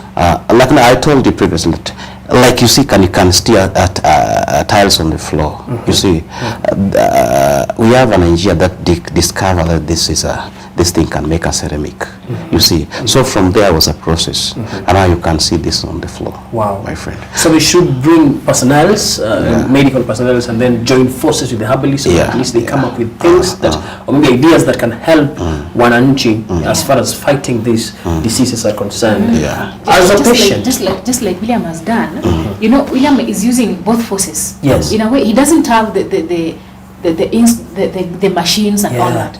But then he tells you first, go to the get hospital. tested. Wow. Come with the report. Wow. I think I brought my report. Yes. Yeah, he saw it. Yes. After that, he'll give you the herbal drug. Yes. Use it for a given duration. Then he'll advise you, go get tested. Wow. Is it going up? Is it constant, or is it coming down? Yes. So he's combining forces to fight this disaster. Wow. That is what they're supposed to do. Yes. They have realized now, from our end, we are trying our end, but we are still losing people. Yes. But then the herbalist is trying his best, and then there are survivors. Testimonies. Actually, William has not sold himself. Yes. The people who was brought to William into limelight are the patients, The patients that that he he serves, So we are the people who are unearthing him. We are uncovering him. The patients themselves. So I think this is what they need to do. Now, we have done this, and this is still happening. Let's come back to this herbalist. Yes. What is it that they're using that you don't have? Yes. How can we combine forces to block this drainage? Yes. Yes. Now, you know, as a patient, do you think that the medical sector of our country has got a lot of loopholes? Definitely it has. It has. Yes. The moment they'll stop looking into their stomachs, that is the moment we'll have a very big change Yes. in health sector. Yes. The moment they'll stop fighting for my stomach, they'll start fighting for that poor person, the less privileged person that is suffering from this disease and has sold everything just to survive. That is the moment we'll be better we'll be better placed. Yes. Yes. They tell you when you hear news, maybe from media, that a mother of a prominent leader, or maybe a prominent leader, has been taken outside the country to seek for cancer medications. How do you feel? I feel good because that is their option.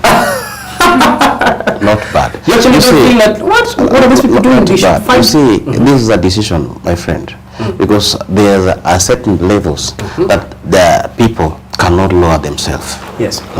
You see, I cannot force myself to go to their gates and ring their bell, tell you, brother, come, can I help you? You see. So when God wanted to save the world, he only sent his begotten son, Jesus Christ. And do you know where Jesus was born? At a very dirty place. So when God wants to save the world, he will not come the way he went. He will come the way he came. Wow. You see. So that is how God's work. You see, like now, maybe people are looking for treatment in a good hospitals, which hospitals. Hey brother, the option is not in those hospitals. When the option iko na yule maid yako na kufanyia kazi, yule gardener, unaona, huyo ndio wenda kuna option ya kukusaidia. So what is killing us? The pride. Yeah. Do you think it's a matter of social class? Exactly. You see, I'm now a politician, maybe I'm somebody that is very rich now. Why should I get back to the roots and use herbs? Exactly. It's the pride in them. The pride in them. They have a lot of pride to an extent they don't want to come down. You know, actually, let me say, when you want to be lifted up, yes, God will always pull you down first for you to be lifted up. Yes. So pull yourself down. You are hurting. You are in pain. Calm down. Let the pride go. Actually, pride does not care. It does not pay you anything. You don't earn anything out of it. So let the pride, calm down. Calm down to the things that, forget about what people will say, what people will think of you. Think of you yourself. What are you going to get out of it? How are you going to benefit out of it? So think about the benefits. Think about how you're going to help the another person. So once the moment you don't think about the society, you think about you yourself. That is the moment you start having cure. That's the moment you will forget about now. I have a lot of money, yes. Yes. I'm a very prominent person, yes. I'm known to the world. Yes. But then the help that I need is here with me. This beggar, this poor. Yes. Help that beggar. That is where you're going to get blessings. So you think they should levelize their classes. Lower your pride. Yes. Calm down. Help is actually at your feet. Yes. Exactly. Where do you think people move to China or maybe India or maybe Britain to find this medication? Why do you think that happens? Tumejidharau, boss. Wow. That's a big problem. Yeah. We don't understand ourselves, and also we don't understand what we have. You see, Chinese also are coming to look for these things in our countries, you see. Because we have them here, and they take them back to the China, to China country to do a process, then come and sell it back to us. Yes. So that is a problem we have. Grace, yes. Did you ever thought of traveling to China or maybe India? Where was I going to get money? Where was I going to get that money? You know, that is where I was telling you. Yes. I started thinking of, I will commit suicide. Wow. It came to my mind. I thought of it because I don't have money to go to China. I don't have money to go to India. I don't even have money to go to Kenyatta. Yes. You go to Kenyatta, the hospitals are full. You lie on the floor waiting on the queue to get your chemotherapy, to get your medication, your treatment. You know? So that's the moment I realized now. Life is coming to an end. Let me calm down. So actually you just have to lower yourself down. And everything will just be okay. Your help will come from your feet. From the lowest level, it comes. But the moment you lift yourself up, I have enough money, I can travel to India, I can go to any hospital, I can pay whatever amount is needed, I can give it out. Yes. Trust me, you're not going to get that help. You can get it there, but not as the lower level. Okay. Daktari. Yes, sir. Daktari, you said initially that you had thought you've not registered as one of the herbalists. Are you planning to do that? Okay, I'm planning, but not now. Yes. I'm planning in near future. Near future, God willing. Wow. So you see, okay, this thing involves a lot. Yes. It needs financial and other resources. Yes. You see, and if God will enable me, then things will work well. Yes. Yeah. Grace, your mother. Women cook a lot. Yes. Even if nowadays men are starting to cook. By the way, if you know a man who cooks, that man must be a very good chef. So, now, women are the people who are cooking. What are some of the ways or some of advices that you can give women in terms of cooking towards preventing diseases like that? You know, actually my father died when I was 11 years old. Is that right? Then I went to live with my grandmother, maternal grandmother. Wow. So the larger part of my life I spent with my grandmother. Until I reached Form 3. From class 5 all the way to Form 3. Wow. So my mother never used to eat cooking oil. You know, ile mafuta ya kupika, hakuwa anapikiwa nayo. Yes. She was using the traditional way. Yes. Kama ni nyama, you'll buy it. Yes. It was not taking the fresh meat. It had to be roasted or dried, sun-dried. Yes. Kabisa ikauke. Ikisha kauka vizuri kwa jua, yes. You roast it kabisa until it becomes so dry. Yes. So that is when it is being boiled. And the moment from the boiling, in fact, she'll tell you that there's a pot, a small pot that we're using to boil it. You'll start preparing in the night. Kesho tunapika ile nyama. What you need to do, you wake up in the morning, weka moto. It will be boiled in that pot. From morning, from saa moja till saa 12 in the evening. Till 6 in the evening. That is when that meat is ready. The only thing that was to be added on it was salt. It is eaten that way. If it is vegetable, he liked the deck. I don't know how deck is called in English. Deck is saga. Just called a vegetable. Traditional vegetables. Unasema nataka mboga kienyeji. The kienyeji ones, grandmother used to mix them. Yes. That osuga, deck, everything. Yes. If it is mixed, and I mixed, tena yeye anaenda kuchuna. Yes. He goes to the farm, plucks it in the morning. It is washed so well, hakuna kukata. It was not being you don't cut it into pieces like with a knife. No.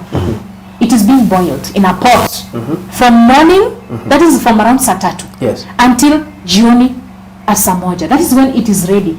When it is ready, you take a bottle, a soda, chupa ya soda, yes, inabondwa nayo. Wow.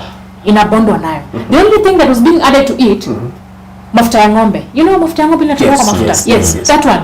Just that. No salt kwa mboga yake. To add taste maybe and flavor. Exactly. Yeah. So when I left in Form 3, then I came home. I started staying with my mother. My mother, I saw my mom doing the same. Yes. My mom cooks the same way till today. Yes. And I have a brother who likes mboga. He stays in Nairobi, and whenever he's coming, hakuna mambo ya supu. Yes. Ni mboga until the day he'll go back. So what can you tell these women of 21st century in terms of cooking? Now. Yes. Cooking.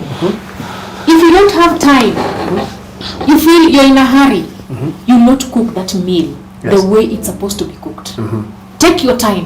Be patient with the meal. Yes. Prepare it nicely.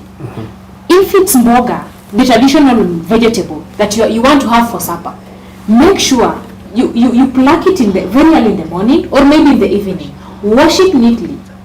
After washing it neatly, kama ni usiku, if you pluck it in the evening, wacha ilale nje. Pale penye wanaekanga mavyombo inaitwa the way you dry your plates after washing. Put it there. So that in the morning, the next day is still fresh. Yes. Yeah? So after that, in the morning, if you like, unaweza ikata, or if you like, you don't cut it. Yes. Just put it in a pot, yes, or a sufuria if you don't have a pot. Let it boil. Boil that vegetable. Yes. Even up to saa 10. Yes. Or saa 11. In short, take your time preparing a meal. That's what I'm saying. Be patient with cooking. The moment you're not patient with cooking, you not cook it the way it's supposed to be cooked. Yes. Because haitaiva vizuri.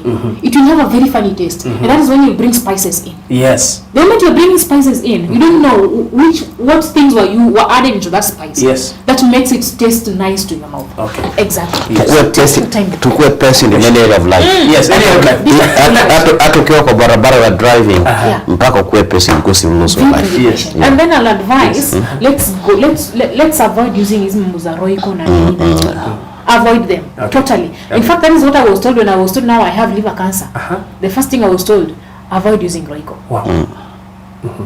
Stop using Royco. Sana kwambia avoid processed foods. Yes. Now, in terms of that processed food, and the government allows this, do you think that the government is contributing to the additional numbers of diseases that are affecting human life?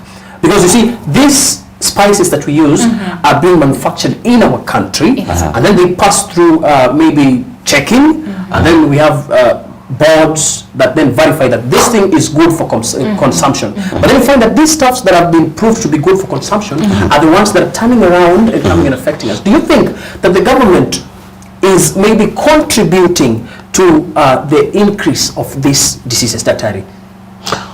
Okay. On the government side, I don't know how I can put it, because if you look at, like now, for example, the companies that are contributing a lot about the economy, yes, like Coca-Cola, like Bidco and other companies.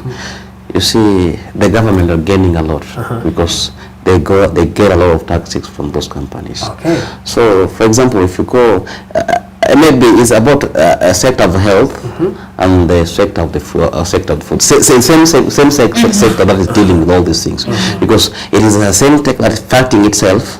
Because, like now, if you do away with the processed foods, or you do away with the things like liquid processed, like sugar and other things, you see, these sugary liquids, you find that you'll kill the other side of the economy, you see, which is very dangerous also. And on the other side, you find that the consumers are also dying, because as a result of what they are consuming, you see, which is also dangerous. I don't know what I can advise the government to do, because if they do this, they will... Another side will be lagging. Another side will be lagging. If they do this, the other side goes down. The other side goes down. So it's upon them to decide on what to do. Do you think they should put more forces or emphasis on the boards that are vetting out and maybe verifying the processed food? Actually, they need to think about. They need to think like once between having a larger population that is strong. Yes. And having a larger population that is weak, or a weaker population. You know, the workforce. Yes. The workforce of the country or of the world is in the younger generation. Younger generation. This younger generation is actually the bracket that goes for the fast food, and that is what is weakening our body. Yes. So the moment I start using it, it's accumulating because I want something that goes fast. Yes. So the moment, I think what they need to do, they need to think of it. We need to have a strong generation that is not weakened by the things that we produce. Yes. Because we are poisoning our own people, we are weakening our own generation, and then at the end of it, what are we left with? Daktari, let me take you back to people traveling out to China. Yes. Okay, you say that there is that is their story. That is the issue. But then, are you supporting people going out to China instead of coming to find? Why not? Why are you supporting? It's all about choice. Yeah. What can you tell them now that their choice is to go the other side and then come back? You see, okay, with mine, I don't force myself for the society in the first place. Okay. With the me, it's about your decision. When you made a decision to come to me, that's fine. Yes. So, if you know that you are capable of going to China, it's upon you. Okay, you know, my brother, it's all about wealth. Yes. Because Waswahili wanasema, I don't know, English, health is wealth. Yes. You see, yes. you may have everything, but when you are healthy, compare, my friend, you are not at peace. True. You see. True. So we need to look for an alternative. Yes. And that is why if China fail, we don't need to fail. Yes. We have to look for another option. Actually. Yeah. And that is why God gave me this. Wow. Na niko hapa. Wow. Hajagani uende China for what? When a patient comes to you, yeah. Now, the Daktari, you know, I'm suffering from this and this and this, I'm feeling this and this. What are the things that you check? Being that I don't do test, that is where a challenge is. Yes. So mostly I do check on the records. So if you have this problem on cancer, you have this, I will advise you. Kama ile siwezi, I will tell you now this is at stage 3, I will not make it. Yes. I will give you this drug, will manage the cells, but the effect will be a challenge. Yes. So I only depend on hospital test. Yes. Yeah.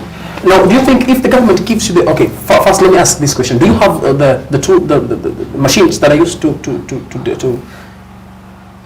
test whether somebody is suffering from cancer? I don't. Sina. Now, do you think if the government gives you that opportunity, that maybe let us now buy these machines and bring them to the herbalists. How can they affect the performance of the workforce of your enterprise? You see, in the first place, maybe you see, I cannot force the government. What if they do that? Minus you forcing them. If they do, that's good. But I cannot force them. Yes. Because this is all about, maybe, see, this God gave me this. I know how it planned to be. Because, you see, when I forced myself with government, I told them to give me this facility or you buy this equipment. Yes. You see how the society is rotten. You'll find someone in the office that is only targeting how he can make money out of this. So akili yetu iko mbio kutafuta pesa. So that is why you see sijaenda haraka ya kutafuta namna gani. I only help people that are surrounding me. Okay, it's good when they come with that idea of supporting me, because this thing needs money, boss. Yes. Not pesa kidogo. Yes. A lot of money. Yes. Because that's why sijatoka nje niseme ya kwamba I'm helping cancer. Yes. I will be overwhelmed with people. Yes. So that's why I've been keeping chini ya maji. Wow. Yeah. Ladies and gentlemen, we are going for another commercial break. When we come back, we'll now be taking the parting shots from Daktari here and also from liver cancer survivor Grace Wayesa. Just stay tuned. It's only a matter of time, and then the information gets home and you get healed. We'll be right back just after the break.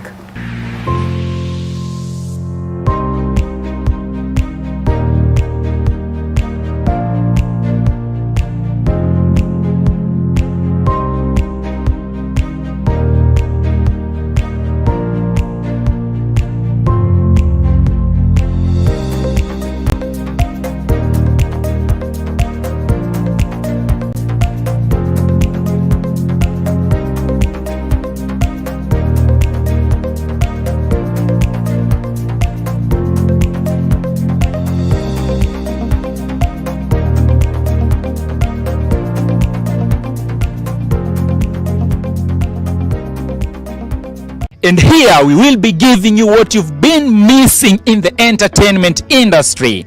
We will be hosting different guests, upcoming artists, as well as your favorite entertainers. To motivate you, the youth, we will be bringing you youthful entrepreneurs who have made it in life. Politically, you are in the right place. We will be bringing you the already established politicians. And to upcoming politicians, this is where your political career will be nurtured. Live only on LTV Kenya, the home of the best. Indeed, LTV Kenya is home of the best. And here we are with Let's Confuse Them. Home of the best. Juzi mjuzi kala mchuzi wa mjuzi. Juzi mjuzi kuna mchuzi wa kijuzi. 666 ship is sick. 666 ship is sip. 666 chupa. Kale kakuku kadogo Kale kakuku kadogo kakako yupo wapi kaka? I saw a kitten in the kitchen eating chicken. I saw a kitten eating the kitchen in the kitchen. Give Papa proper coffee in a proper coffee cup. Give Papa coffee. Kipi kikusikitishacho? Twende. Kipi kichechacho? Kipi kikusikitishacho? Ikibidi ngudipasho. Umepewa honeymoon 3. Yeah. Utafanyia nini? Nitakula tu. Utakula.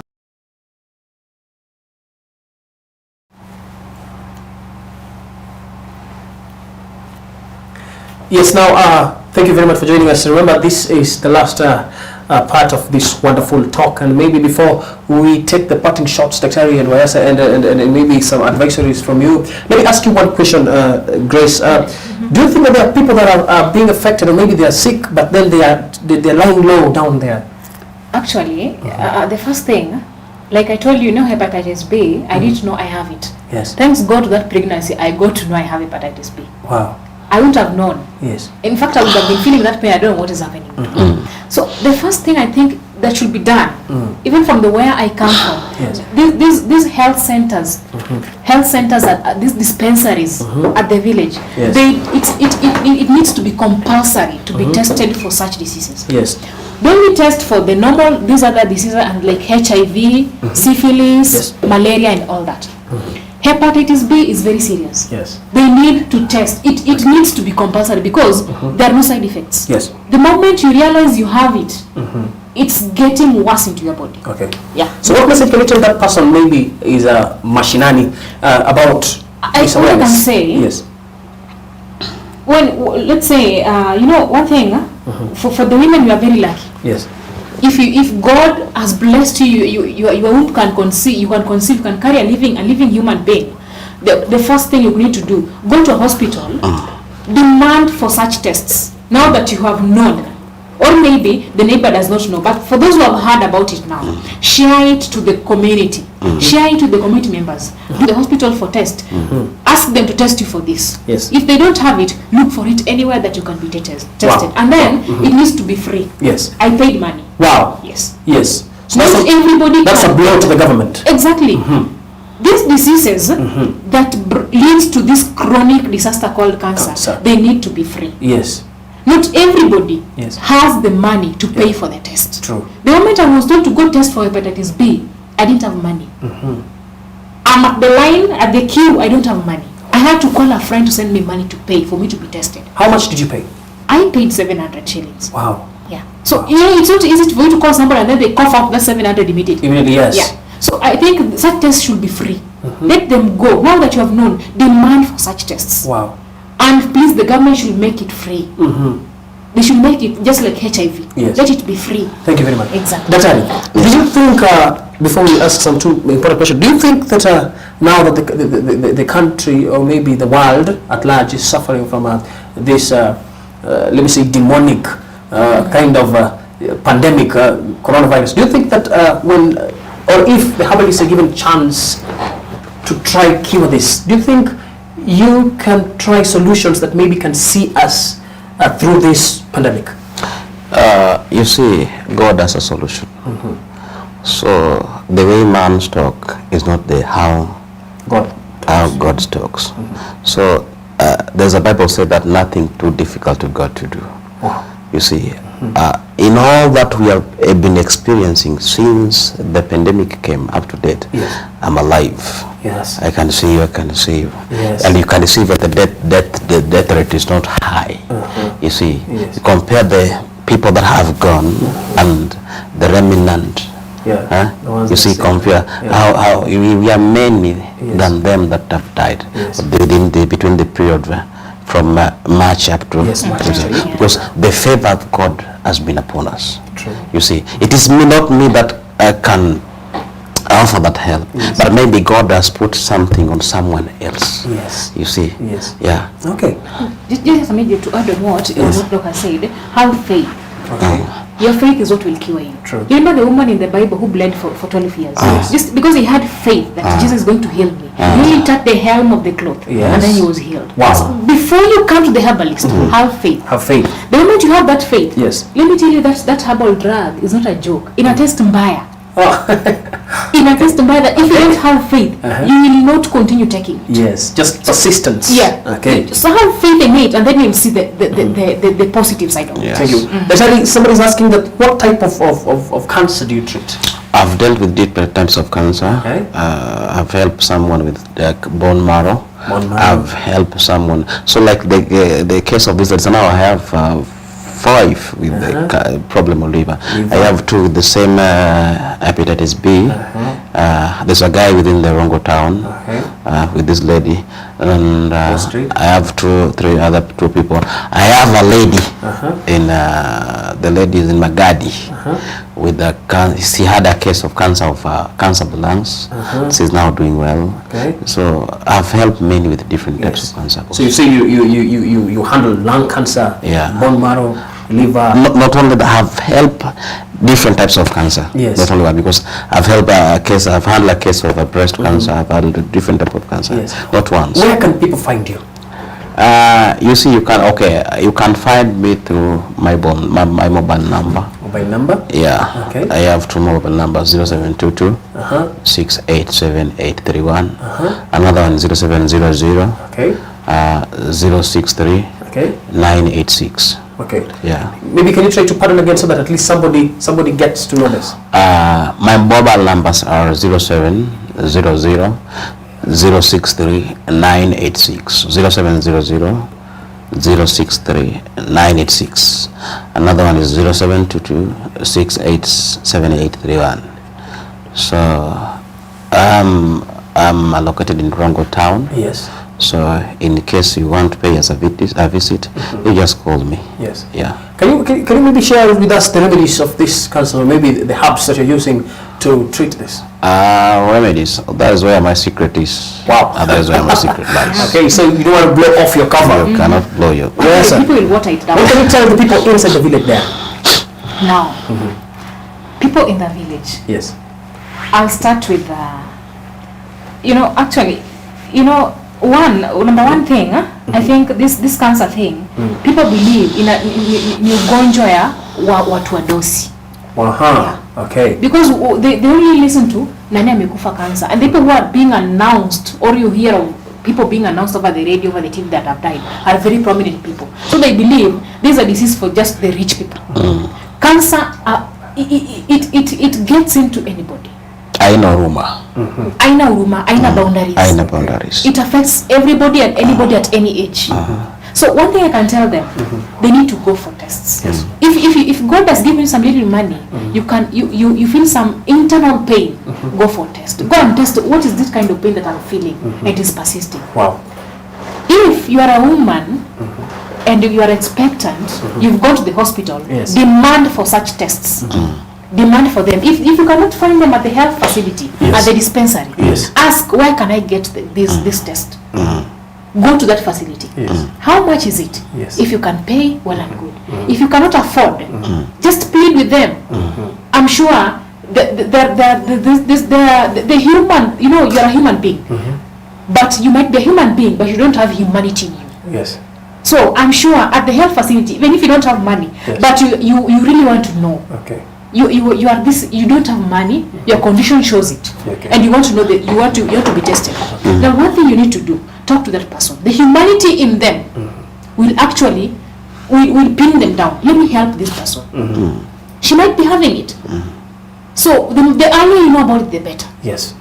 So what I can say to the people in the village: Yes. demand for this test. Okay. Demand for test. Your last parting shots now. My last parting shot, number one, is to the government. Okay. Please, government. The government, you're listening? I'm sure they're listening. Yes. Please, government. Such diseases Okay. that leads to cancer, kindly make them be done for free. Let them be done for free. Not everybody can afford the payment. Yes. Number two, these tests for usually hepatitis B, hepatitis C, bring them down to the dispensary level. There are some people who are physically challenged. They cannot walk to a distant health facility. They don't have the finances to carry them to a distant health facility. They can only reach the dispensary. That test is not there. So can they bring this thing closer to the people? True. And then another thing, to the chiefs, to the wanaitwa aje wale the wazees, Village elders. yes. Let us, when you go for the barazas, let us enlighten these people about this disease. Okay. Let us enlighten them on the disease. Okay. Let us make them aware that this thing is there. It is real. Yes. You can have it and you don't know. Yes. So if you can go for test, the earlier the better. The better. Another thing to the Yes. society, Yes. our cooking style. Let us avoid too much spices. It's not healthy to your life. It's not adding anything. Okay, in as much it's sweet to your mouth, Yes. but dangerous to your health. Yes. Yes. True. So eat something that is not sweet to your mouth, but is healthy to your body. Yes. Yes. So That's let right. us go back to traditional Yes. cooking style. Yes. Your parting shots. Mine is turudi nyumbani baba. Home is the best. Okay. So even if we have gone far, let's remember home. Okay. Maybe to mend as far as America kutafuta matibabu, but tumewacha alternative, maybe home soon tumewacha hapa nyuma. So like now ile kuna nasema ya kwamba ukiwa wewe ni Mugiriama, wewe ni Kikuyu, wewe ni kabila gani ya dunia hii, my friend, si lazima ukuje kwangu. Tafuta namna, solution iko hapo kwenu. Yeah, solution iko hapo kwenu. Okay. Because nimesaidiana na watu wengi, not one, not mtu mmoja. Niko na maaskari wale ambao wameajiriwa na serikali. I have doctors ambao nimewasaidia.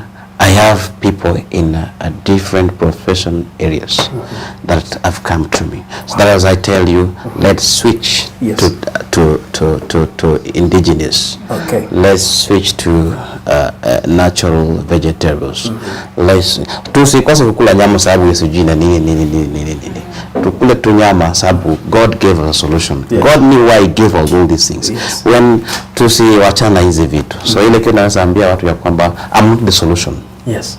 But Mungu alioffer the solution. You see. Okay. So ukitaka kuja kwangu kuja unione. Thank you. Mimi niko. Thank you very much. Ladies and gentlemen, this comes to the end of this wonderful talk show. Remember, I believe that you are having something in mind right now, or there is something that you've come out with at this particular show. Remember that Dr. has just said something that interests me a lot, that Corona has no huruma. He had put it that way in Swahili. He can get into anyone and anytime, despite or regardless of your social class. Remember this, I said it's cancer, sorry. It's cancer.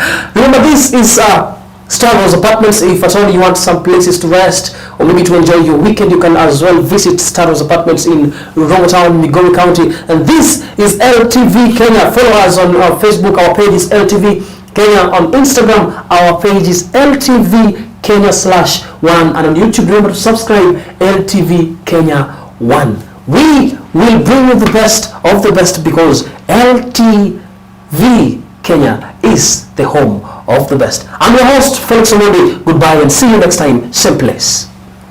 And here we are with Let's Confuse Them. Home of the best. Juzi mjuzi kana mchuzi wa mchuzi. Juzi mjuzi kuna mchuzi wa kijuzi. 666 cheaper seven. 666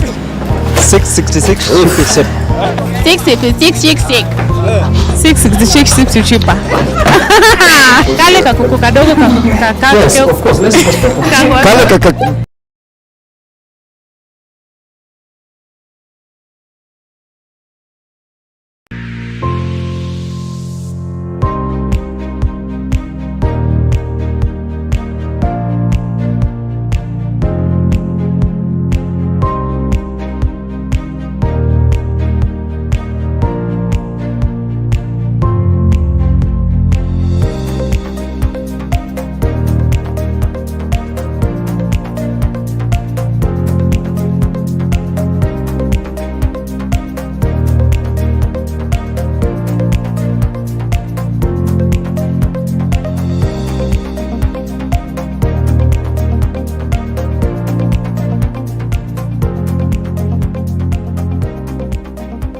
And here we will be giving you what you've been missing in the entertainment industry.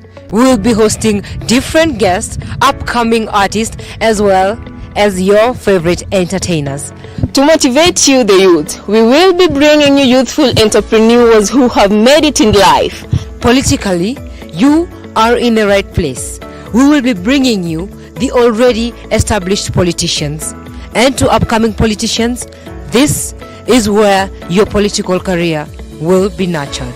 Live only on LTV Kenya, the home of the best. Indeed, LTV Kenya is home of the best.